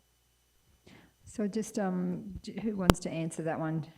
Rebecca? Yeah, I can answer that one for you, through you, Mayor. The actual lease document itself, because of its age, is in the name of the Wondai Shire Council. But because the South Burnett Regional Council is during amalgamation, it's taken that it is the South Burnett Regional Council. It won't need to be amended. The document won't need to be amended. Thank you. Councillor Sander, are you happy with that answer? Yeah, I think, I don't know, whether we could change that or just get it done, or whether it's worth it or not. It just transfers to us as a normality. So I might let CEO Mark Yeah, clarify that. same as Beck. All legal agreements and those type of leases at 2008 transferred automatically over as part of the amalgamation process. I'm not even sure if you'd be able to change the name on it unless you issued you'd have to revoke and then reissue, which we really probably don't want to go and do that if we can help it. Thanks, CEO Mark. Councillor Sander, are you happy with that response? Thank you. Any other questions, comments? If not, we'll put it to the vote. All those in favour? Against? Carried. The next item is 13.5 on page 213, lease of part of Lot 16.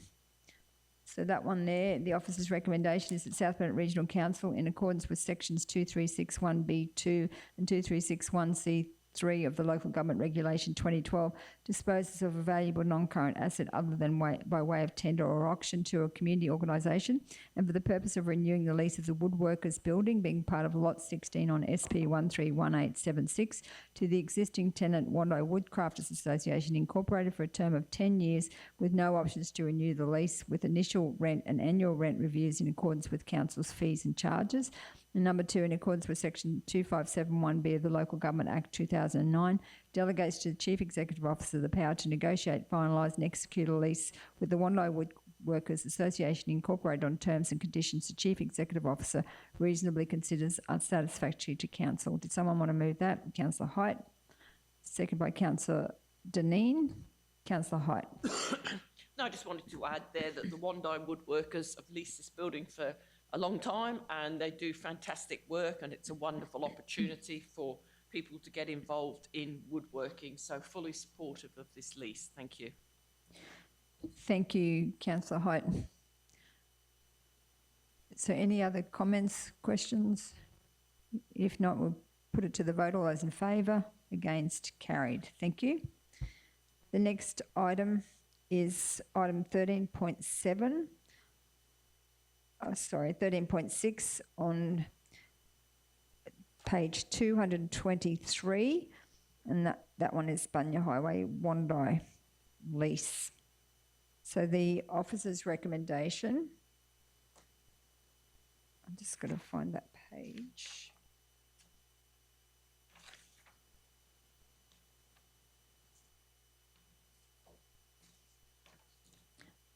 Is that in South Bend Regional Council in accordance with sections 2361B2 and 2361C3 of the Local Government Regulation 2012 disposes of a valuable non-current asset other than by way of tender or auction to a community organisation and for the purpose of renewing the lease of the building located at 14064 Bunya Highway, Wandai, being Area F within Lot 156 on CP FY 80991 to the existing tenant, Wandai Lions Club Incorporated, for a term of 10 years with no options to renew the lease, with initial rent and annual rent reviews in accordance with council's fees and charges.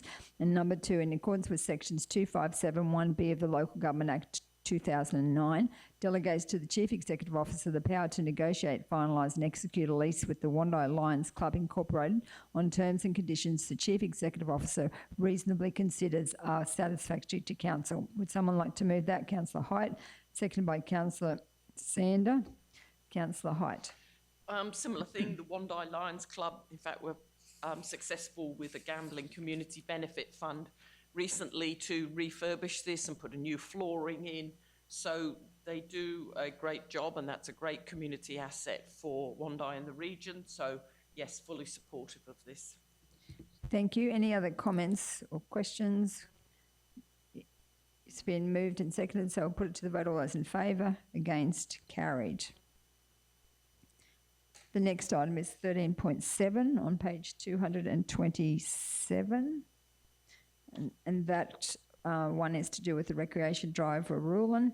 The officer's recommendation is that South Bend Regional Council, number 1, in accordance with section 2361B2 of the Local Government Regulation 2012, approve and enter into a new trustee permit to occupy for the activities of the permittee and associated community purposes on lot 352 on FY 2534 with the South Bend Mountain Bike Club Incorporated.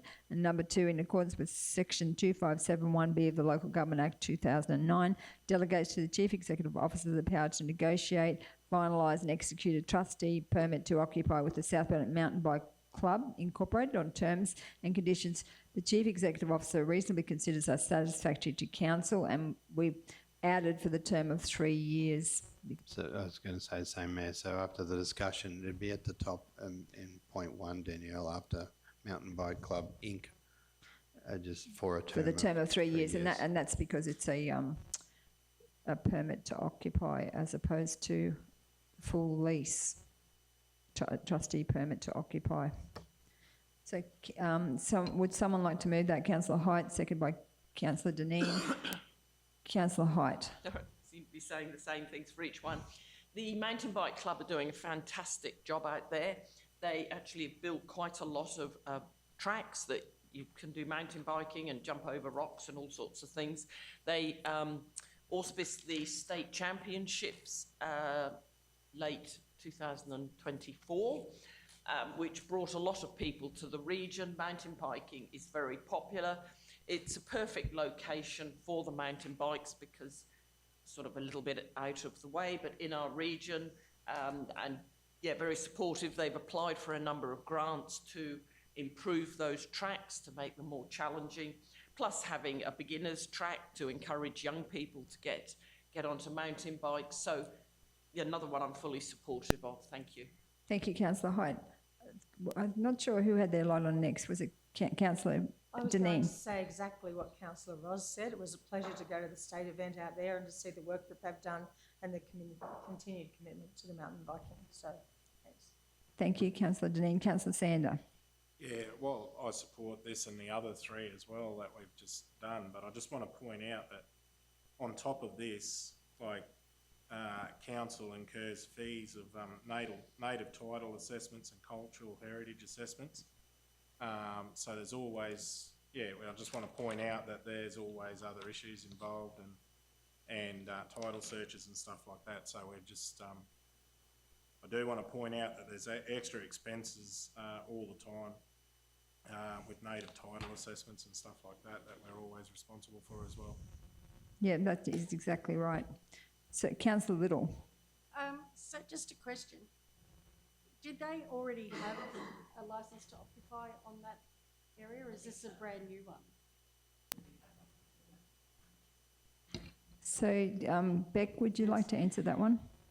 Yes, through you, Mayor, they did have a permit previously, so this is a renewal of an Okay, so existing then permit. why do we have the extra expenses of the whole native title? Would not that have been done in the first lease? And the registration and everything, like, Thank why you for is the- there these ongoing expenses? Thank you for the question. But through you, Mayor, native title is determined on a future act. And so even though it's a renewal of a lease, it is, or a permit, it is a new permit. So the future act is the issuing of a permit. So it has to be dealt with every time. So this will happen every 3 years when it's renewed? Yes. I can get some advice on that though, just to determine if that is correct, but that is my understanding. Yeah, because, you know, that's costing our ratepayers quite a bit of money each 3 years for something that had already previously been granted. So, you know, I think we need to do some investigating in that side of things. Not that I'm against the lease, but yeah, these extra expenses every 3 years just seem a little bit unfair to the rest of our ratepayers. Thank you, Councillor Little. Councillor Sander? So maybe we need to organise another meeting with another minister in regards to that. And see if we can advocate to, if it's already been through that process, that it shouldn't have to happen again and Well, it's each just- time. Yeah, it's just stamping of another document, like, why should we ratepayers bear that cost every time? It's probably a good red tape one, because we're trying to minimise the paperwork and the red tape, so that would be a good advocacy suggestion going forward. So let's try and get a meeting with the relevant minister when we have that country cabinet. So, Councillor Height. To reduce the cost, if it's $1,500 every 3 years, this permit to occupy is 3 years. Is there any reason we don't make that longer? Because at least it then spreads the cost over more years.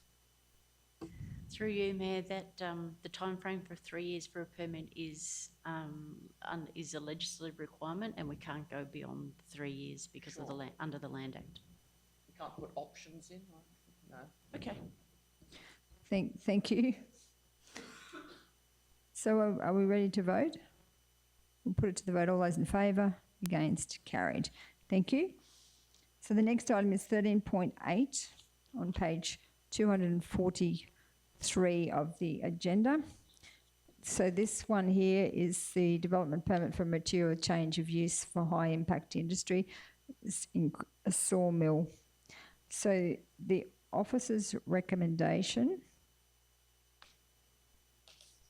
is,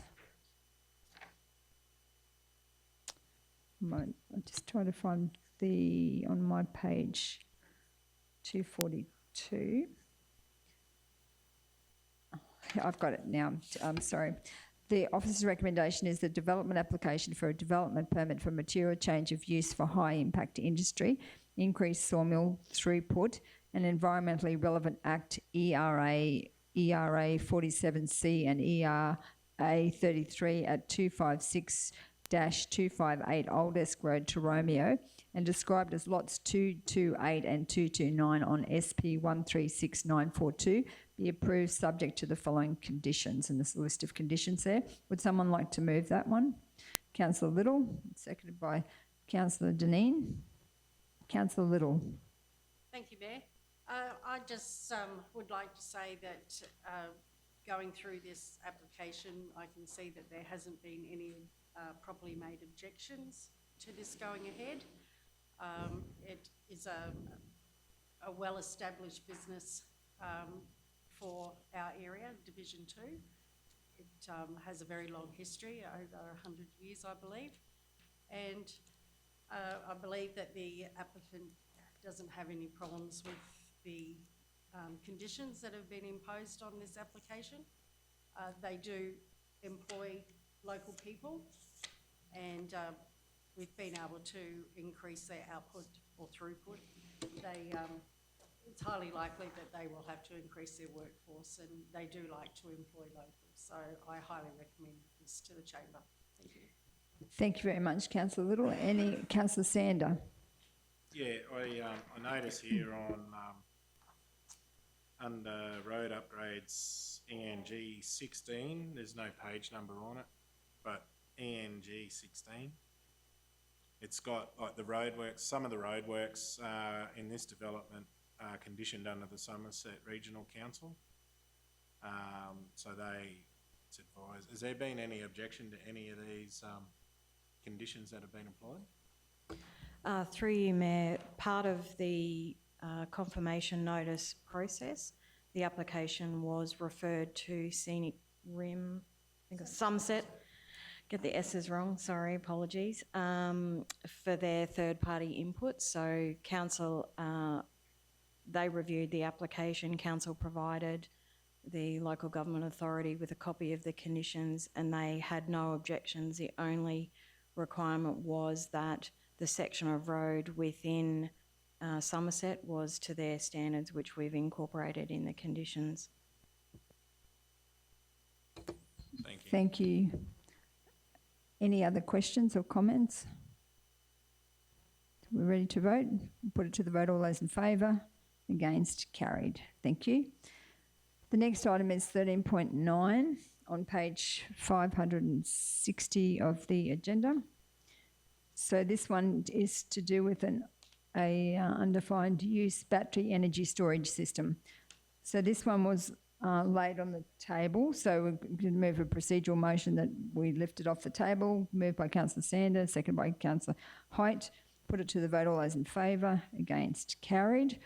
So we're going on to it's item 13.9. So the officer's recommendation is that council approve the development permit for material change of use for an undefined use battery energy storage system and reconfiguring a lot lease exceeding 10 years at 397 Kingaroy Barkers Creek Road, Kingaroy, and described as Lot 5 on SP 219361, subject to the following conditions, and there's a list of conditions. So did someone want to move that or an alternative motion? Councillor Dineen. We have to move it first. So, Given some of the feedback, this is the one that's in the agenda, and if a councillor wants to move an alternative recommendation, we do have some wording that we can put up for an alternative recommendation, should councillors wish. Did we have that? The Can we alternative? throw that one up, if please, we could have the Danielle? wording Well, up. Danielle pulls him up, it'll just take a sec. Thanks. And then we're in council's direction, which way they want to go.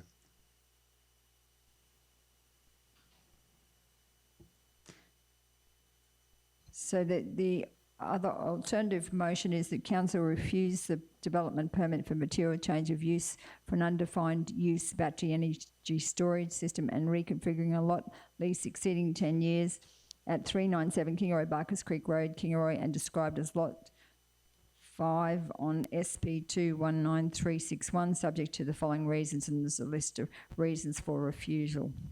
So does someone want to move that one? Councillor Sander has moved that one, and seconded by Councillor Dineen. Councillor Sander. Yeah, we just, there's a few reasons why the refusal, like why I move that we refuse the assessment and the application. Due to the location is one of them, like being close to town, and it's on rural land, good for agriculture, and we've had multiple complaints from people in the area, so it's just not in the best interest of the community, and we've got an expectation to represent our community. Thank you, Councillor Sander. Councillor Dineen. I agree. I've had a lot of pushback against this project, probably more so than any other item that's come up during my 2 years as a councillor. We originally I believe, as a council, opposed this. It doesn't seem to benefit our community. It was pre-legislation, the social impact and community benefit legislation of 2025, which was unfortunate. It also flies under the radar with the size of the battery. It doesn't talk about what may happen in the future if there's requests for more. I understand from some of the community that the contour banks were taken down and that what was a rural paddock, very good quality red soil paddock, there is ongoing problems with the water running across the paddock onto the roads. The visual amenity of this is really unacceptable. There's a whole community right next to that, and it has very much devalued their properties, in my opinion. I think there's a lot of reasons that we shouldn't support this going forward, because I believe it wasn't the right place for this project, a solar project, in the first place, and the community continues to push back against this, and to allow it to develop more, I think is not what we should be doing. So I'm supportive of this motion, the second motion, to say that we refuse that. I understand there will be ongoing concerns with that. If perhaps our CEO could explain the process with this. I don't want to put our community at a greater cost if this ends up being problematic. But I still have to support what my community has said to me, which is they do not like it, they don't want to expand. So, CEO Mark, did you want to give an update on the process? Yeah, there's not a. I'll keep this very brief. It's council will make a decision for or against it today by vote. That'll be a lawful decision to council. Council officers will enact that. We'll advise the applicant. They have a appeal period where they can lodge an appeal. That would be through the planning court. If I've got my steps right, I don't think that there's no negotiation at that point. So no is no. There may be other options, but just for the sake of the public process today, it would go through planning court, and then it would be planning court will hear it. There would be mediation. So the other submitters, there would be other submitters. They would be advised if it ends up in planning court, so they could join. So each one of us would act as their own party generally. What the others do, if they wanted to come together or not, that would be a decision for those. Council would represent itself and its decision. And then there'd be a mediation in the planning court, and then if it can't be sorted out through mediation, then it would go through to, I'll call it trial, but it's probably got a different name, to a hearing. So, thank you. You happy with that response? Yes, thank Councillor you very Dean. much, CEO. So I'm supporting the recommendation because I think that I remember back in the previous council we voted unanimously to not support the original project, and now this particular one is just under the amount that would require it to be a community benefit, so they don't have to do anything for the community. So I absolutely think that we are on the right track as far as opposing this particular one, because as Councillor Deneen said, the community has absolutely spoken and they are not happy. Councillor Little. Thank you, Mayor. I also do agree with this, the new motion. The company that are dealing with this, they're not good corporate citizens at all. They've absolutely not wanted to work with council or the community in any way, shape or form over the whole life of this project. And now they're sneakily putting in a smaller battery storage system just so that they still don't have to talk to or negotiate with anyone in the community or with council about a community benefit for this eyesore of a project. So I am concerned that if we go down the whole planning court route, that there's going to be some costs incurred, and our ratepayers will have to bear the cost of that. But I think with the community sentiment, that it's a good decision for us to make. Thank you, Councillor Little. I think Councillor Sando, so you've got the right of reply. So Might go to councillor Dineen. I just wondered also with the Christopher government, is there any chance of this having this called in by the minister, by Jared Blake?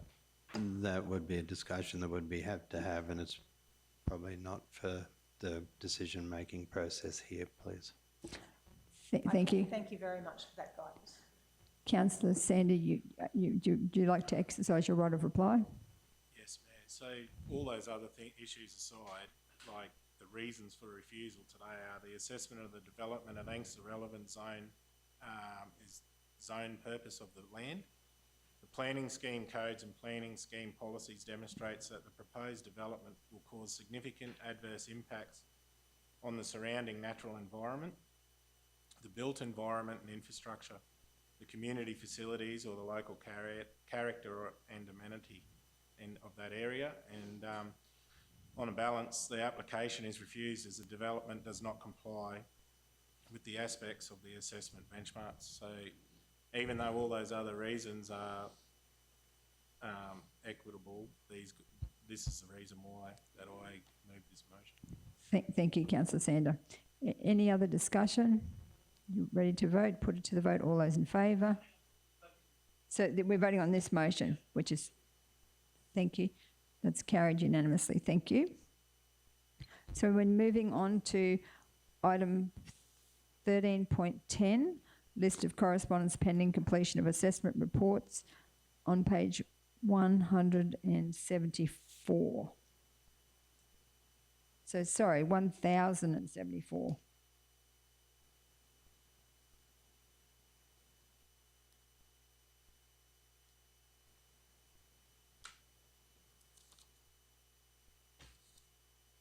So the officer's recommendation is that the list of correspondence pending completion of assessment report as at the 13th of May 2026 be received and noted. Would someone like to move that? Councillor Height, someone to second that? Councillor Dineen. Any questions? Discussion? So, no discussion. It's good to see so many pending, so many developments waiting approval. So it's good to see so much activity in our region. So are we ready to vote? Put it to the vote. All those in favour? Against? Carried. Thank you. The next item is 13.11 on page 1078 or 79. And the officer's recommendation is that South Bennett Regional Council note and receive the delegated authority report for the month of April 2026. Someone to move that? Councillor Sander, seconded by Councillor Little. Any discussion? Put it to the vote. All those in favour? Against? Carried. The next item is item 14.1, which is on page 1081, the agenda, and the officer's recommendation. This one is to do with the joint application with Golden West Apprenticeships. The officer's recommendation is that South Bennett Regional Council acknowledges the application has been submitted under the Work Skills Traineeship Program and considers a contribution of $25,000 to the project in the 26-27 operational budget. Would someone like to move that? Councillor Dineen. Someone to second that? Councillor Little. Discussion. Councillor Dineen. I would just like to say how well this project's been going. It's a very valuable project for council as well as the people who are on the project. I believe we've gained some employees from it because some of them have been absolute standouts. All of them have been fantastic, and we really appreciate Golden West and the work that our staff, Manager Leanne, and the rest of the team have put into this, because it's an absolute good news story and we continue to support it. Thank you. Thank you, Councillor Dineen. Councillor Sander. So yeah, just for the people online, I want to point out that some of the areas that these guys have been across the whole South Burnett. So the Kingaroy to Kilkeevan Rail Trail, which I've seen them there on multiple occasions on different locations. Carroll Nature Reserve, the Goodger Environmental Reserve, Coomba Falls, Bix Crossing, Rurulan Wetlands, Mount Rurulan Environmental Reserve, Capenet Park, Allen Sterling Park, and Lions Park at Blackbutt. So they've been doing projects like weed identification, treatment and control, clearing away weed matter and mulching bare ground, native seed collection and propagation, regeneration of nature areas, watering, fertilising and mulching tree guards, installation of bollards along the Kingaroy and Mergen Rail Trail, or Kingaroy to Mergen Rail Trail, which we're going to name, which is named the South Burnett Rail Trail. Sanding and re-varnishing of picnic settings across the region, and also assisting in the building of the Christmas decorations, which were done at Christmas time. So I believe that it's a good outcome for the whole South Burnett. Thank you, Councillor Sander. Just wanted to, as has already been done, but acknowledge Manager Leanne on the work that you've done to help get these projects up and running, and they have been a good news story for our region, because I think that's work that normally wouldn't get done because council's short of resources, but with the extra team, we're able to get a lot of those weeds and different things addressed. And I just wanted to, Manager Leanne, did you want to make some comments? Thanks, Mayor and councillors. Yes, certainly this is a very worthwhile program for the region. Excellent opportunity for young people or other older people in our community that's wanting to gain skills in and rebuild skills in the workplace around conservation. This next project we're proposing, it won't just be conservation and environment, it also will be construction. So if we were successful with this grant, the applicants would actually be trained in construction. So there's some good projects in there that we've got in mind, installing some bollards and some further Christmas decorations, and work on our picnic tables and benches across the region. So very worthwhile project if we were successful in this next round. Fingers crossed that, you know, they do consider our application. Thank you, Manager Leanne. So any other comments or questions? If not, we'll put it to the vote. All those in favour? Against? Carried. Thank you.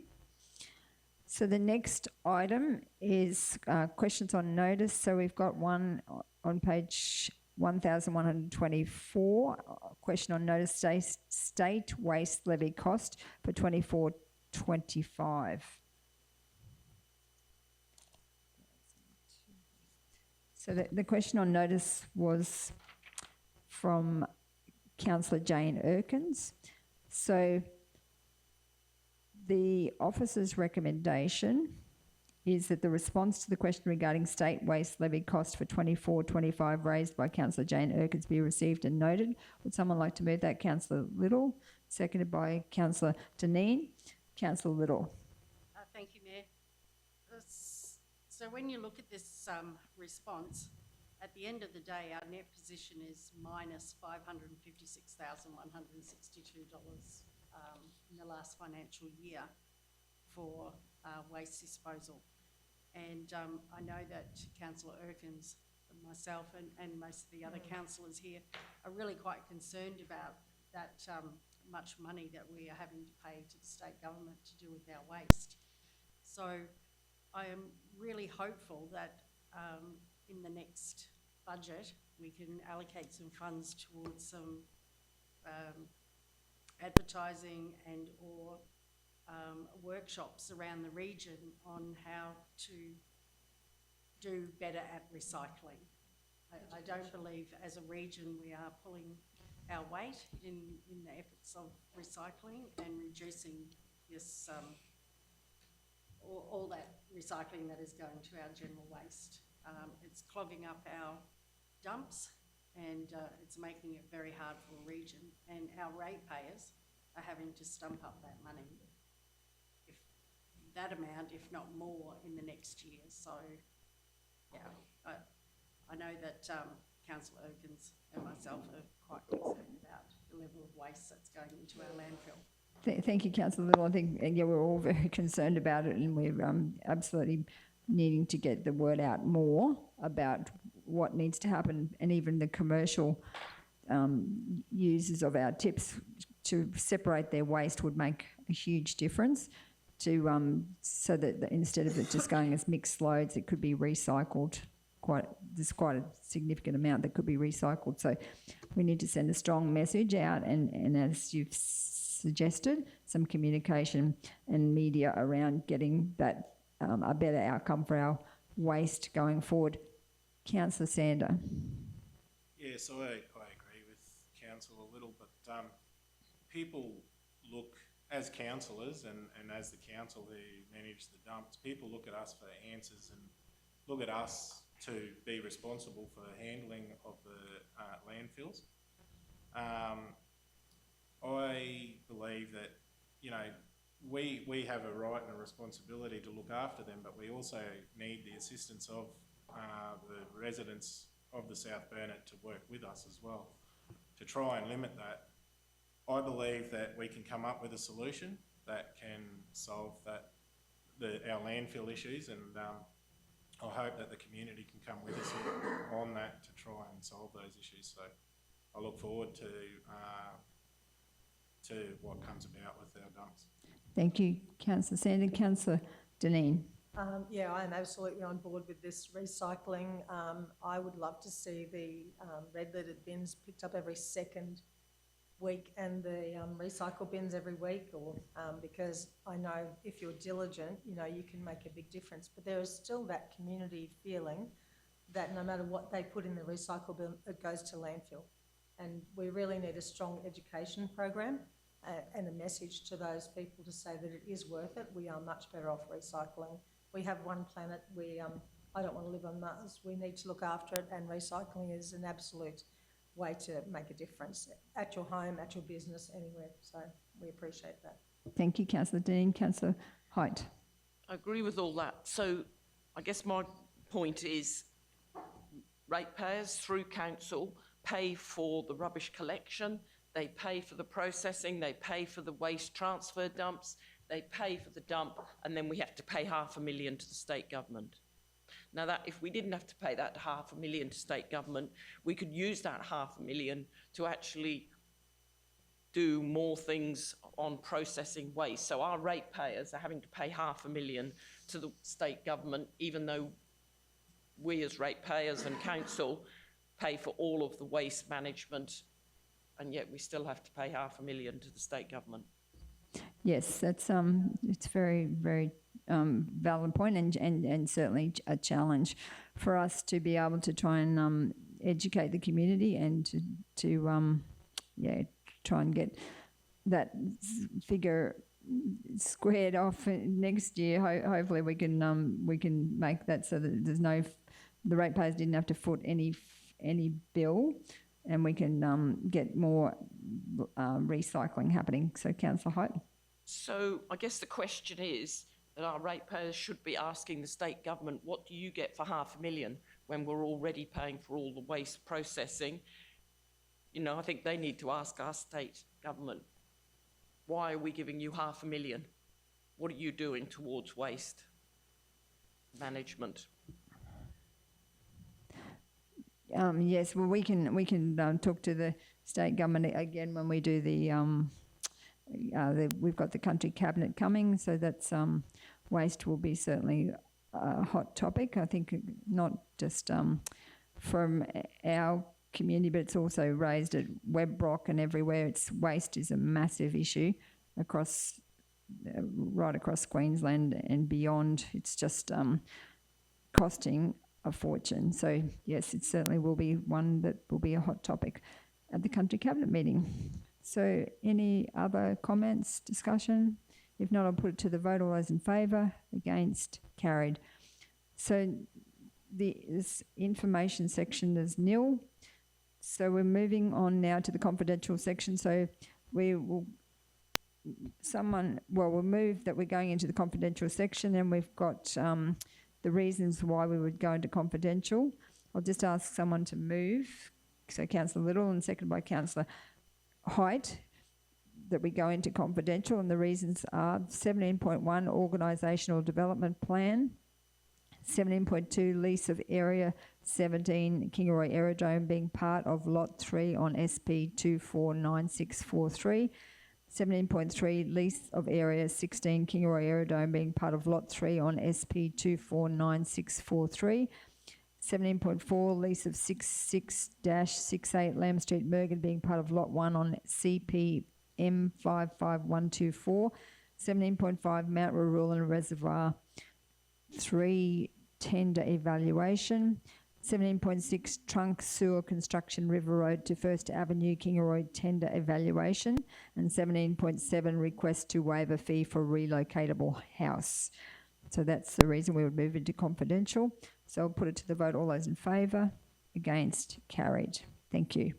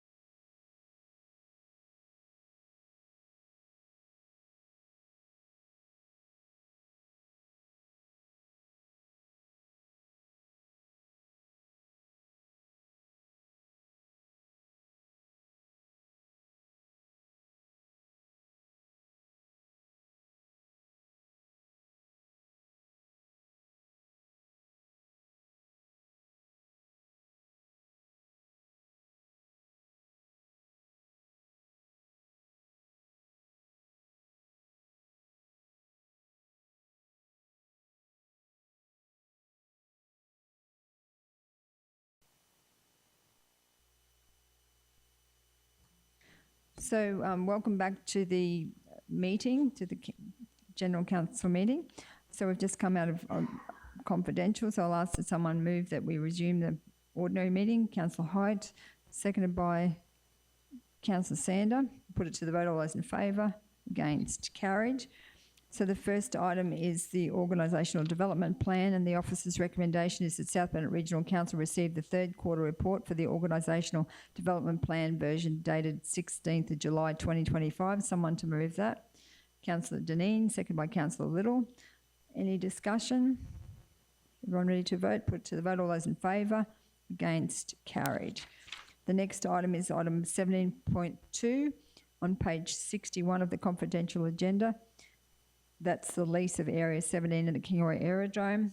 The officer's recommendation is that in accordance with Local Government Regulation 2012, Section 2361C3, disposes of a valuable non-current asset other than by way of tender or auction for the purpose of renewing the lease of Area 17 of the Kingaroy Aerodrome being part of Lot 3 on SP 249643 to the existing tenants of the land, Dr. Thomas Potter and Annette Potter for a term of 10 years with no options to renew and at current market value, market rental. Number 2, in accordance with Section 2571B of the Local Government Act 2009, delegates to the Chief Executive Officer the power to negotiate, finalise and execute a lease with Dr. Thomas Potter and Annette Potter on terms and conditions the Chief Executive Officer reasonably considers are satisfactory to Council. Would someone like to move that? Councillor Dineen, seconded by Councillor Little. Councillor Hyde.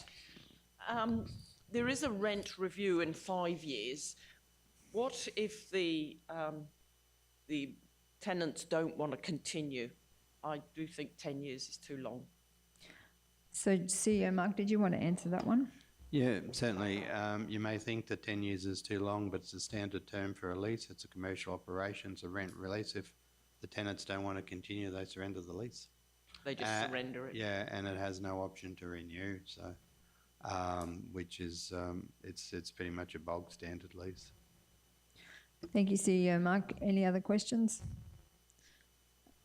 It's been moved and seconded. Are we ready to vote? All those in favour? Against? Carried. Moving on to item 17.3, lease of Area 16 on page 80 of the confidential agenda.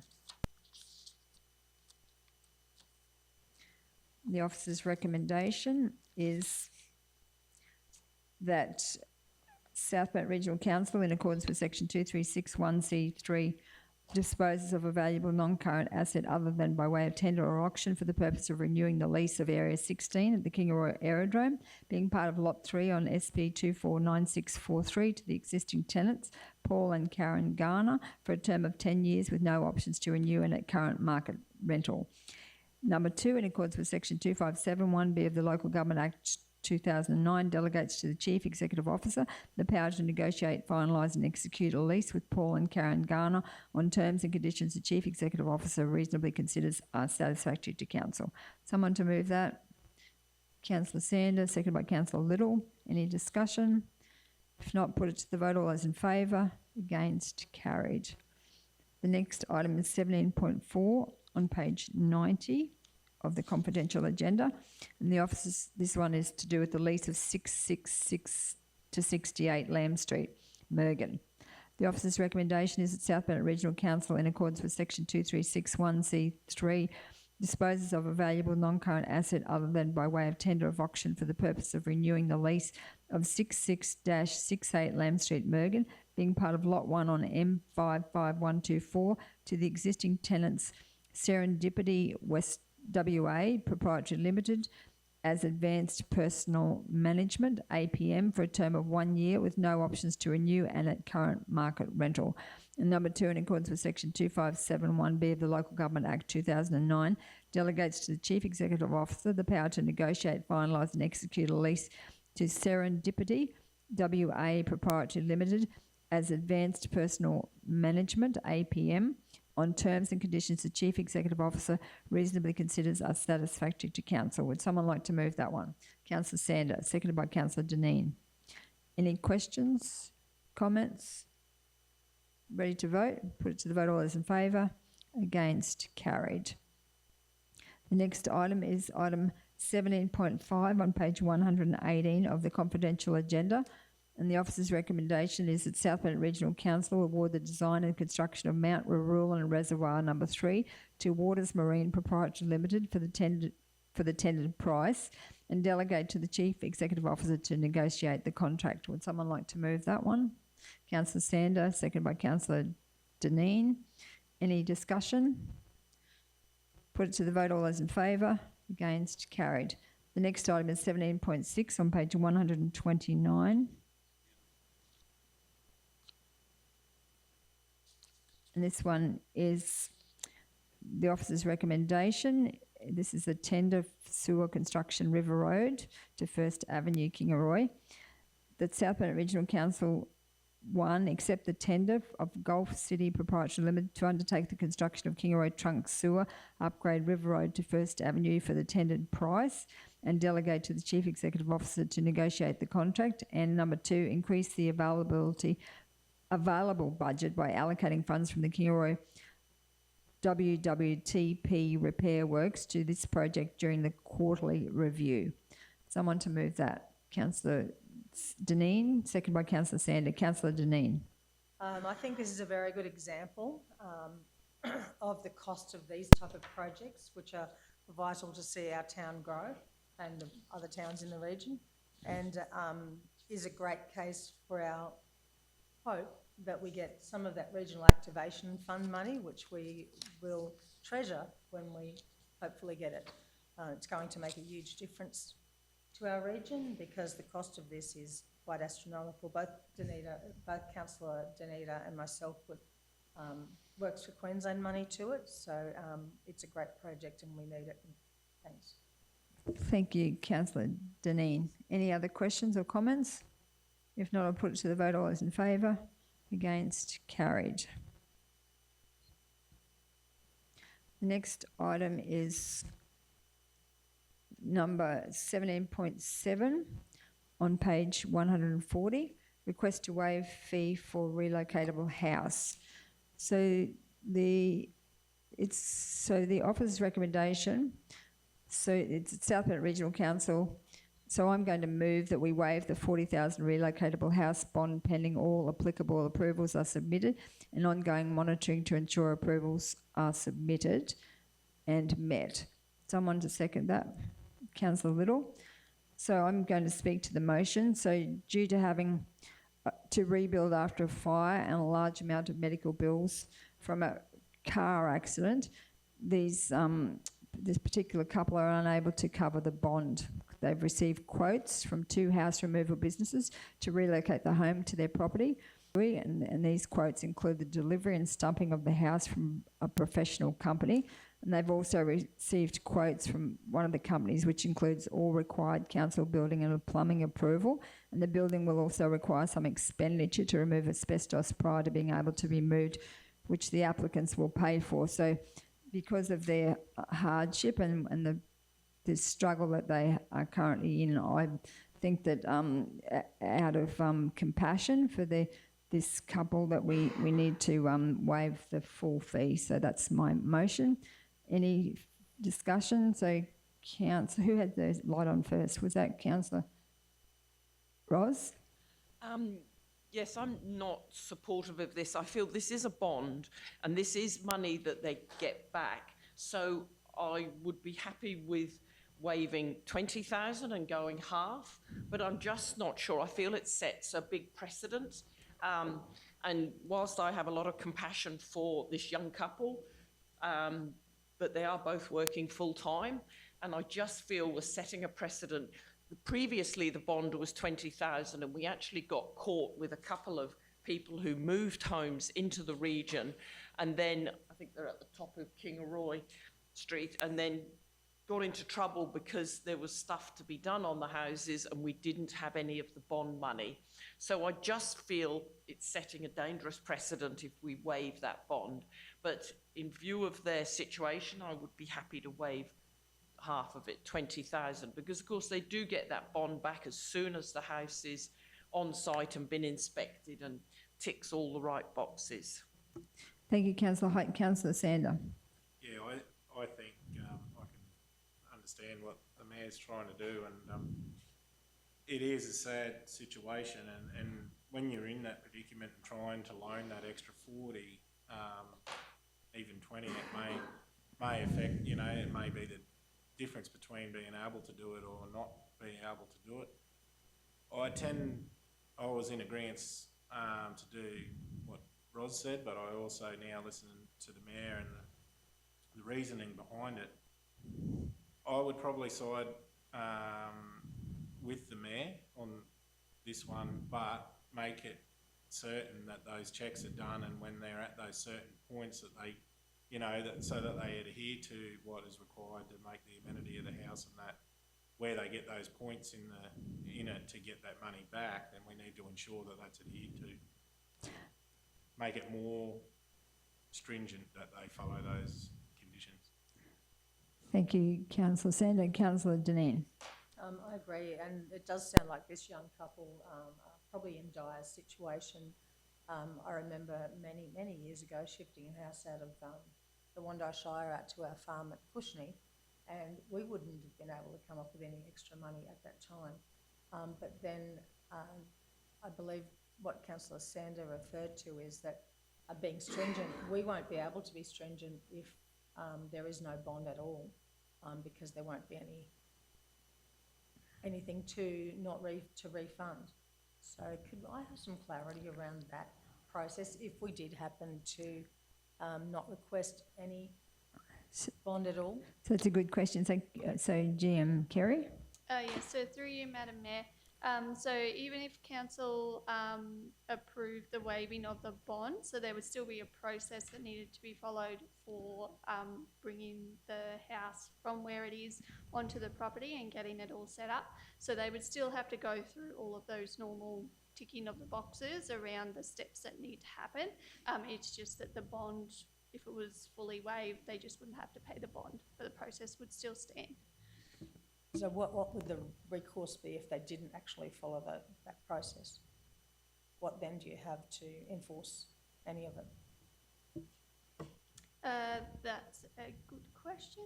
I don't know, do you know? Approvals, yeah.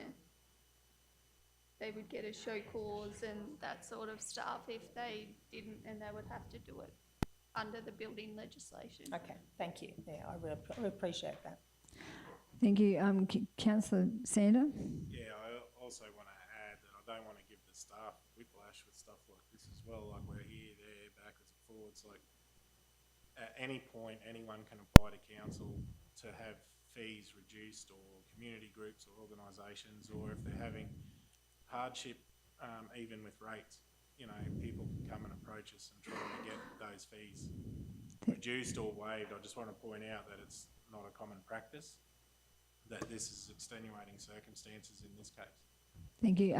Thank you, Councillor Dineen. I also want to clarify, if we don't agree with this waiving of the 40,000, where can we go from there? Can we put another motion to have a different amount, e.g. the 20,000, or do we just go then, if this motion doesn't get up, does it automatically go back to the 40,000? So I think it's the motion that I've put forward. It's up then. If it's defeated, then it's open for any other motion. Like, it's not the recommendations. It was given options in any case. So yeah, that's the situation. So you can put up another motion. Councillor Height. Well, can I propose an amendment that we put up, we waive 20,000 of the bond? So that's not an amendment. That's that would be a. Is it? But so it's actually direct. The same resolution, but just changing. No, because it's in direct contradiction to the original motion. So that can't be an amendment. It has to be a procedural motion. Sorry, but you think? It's definitely just going to be an amendment. So the motion is to waive a fee for the. So that's the intent of the resolution, is to waive a fee, putting The whole fee? Yeah, the whole fee. So what the councillor is saying is waive half the fee. So you've got to have the mover and seconder agree to that, and I don't agree to it. Then she's formally moving an amendment, which would require a seconder. Okay, so I'll move okay. my amendment. All right, so Councillor Sorry. Height's moving Have I an got a amendment. seconder? Someone to second that? So Okay. lapses for the want of a seconder. Sure. So thank you. Okay, so we go back to the original motion. Okay, so any other discussion? So I'll exercise my right of reply. So I think that, as was pointed out, that the policy, even though our fees and charges have an amount of money in it for relocatable homes, that is everybody's right to go to council when it's outside the policy or the fees and charges process. And we look at exceptional circumstances for that very reason. Otherwise, if it was just done by the book, we wouldn't need to have council meetings. So that's why we have an option to have a look at this, and I believe that this is very, very exceptional circumstances and that the fee can be waived. So there can be no more debate because I've exercised my right of reply. So, all right, so we'll now vote. So put it to the vote. All those in favour? Against?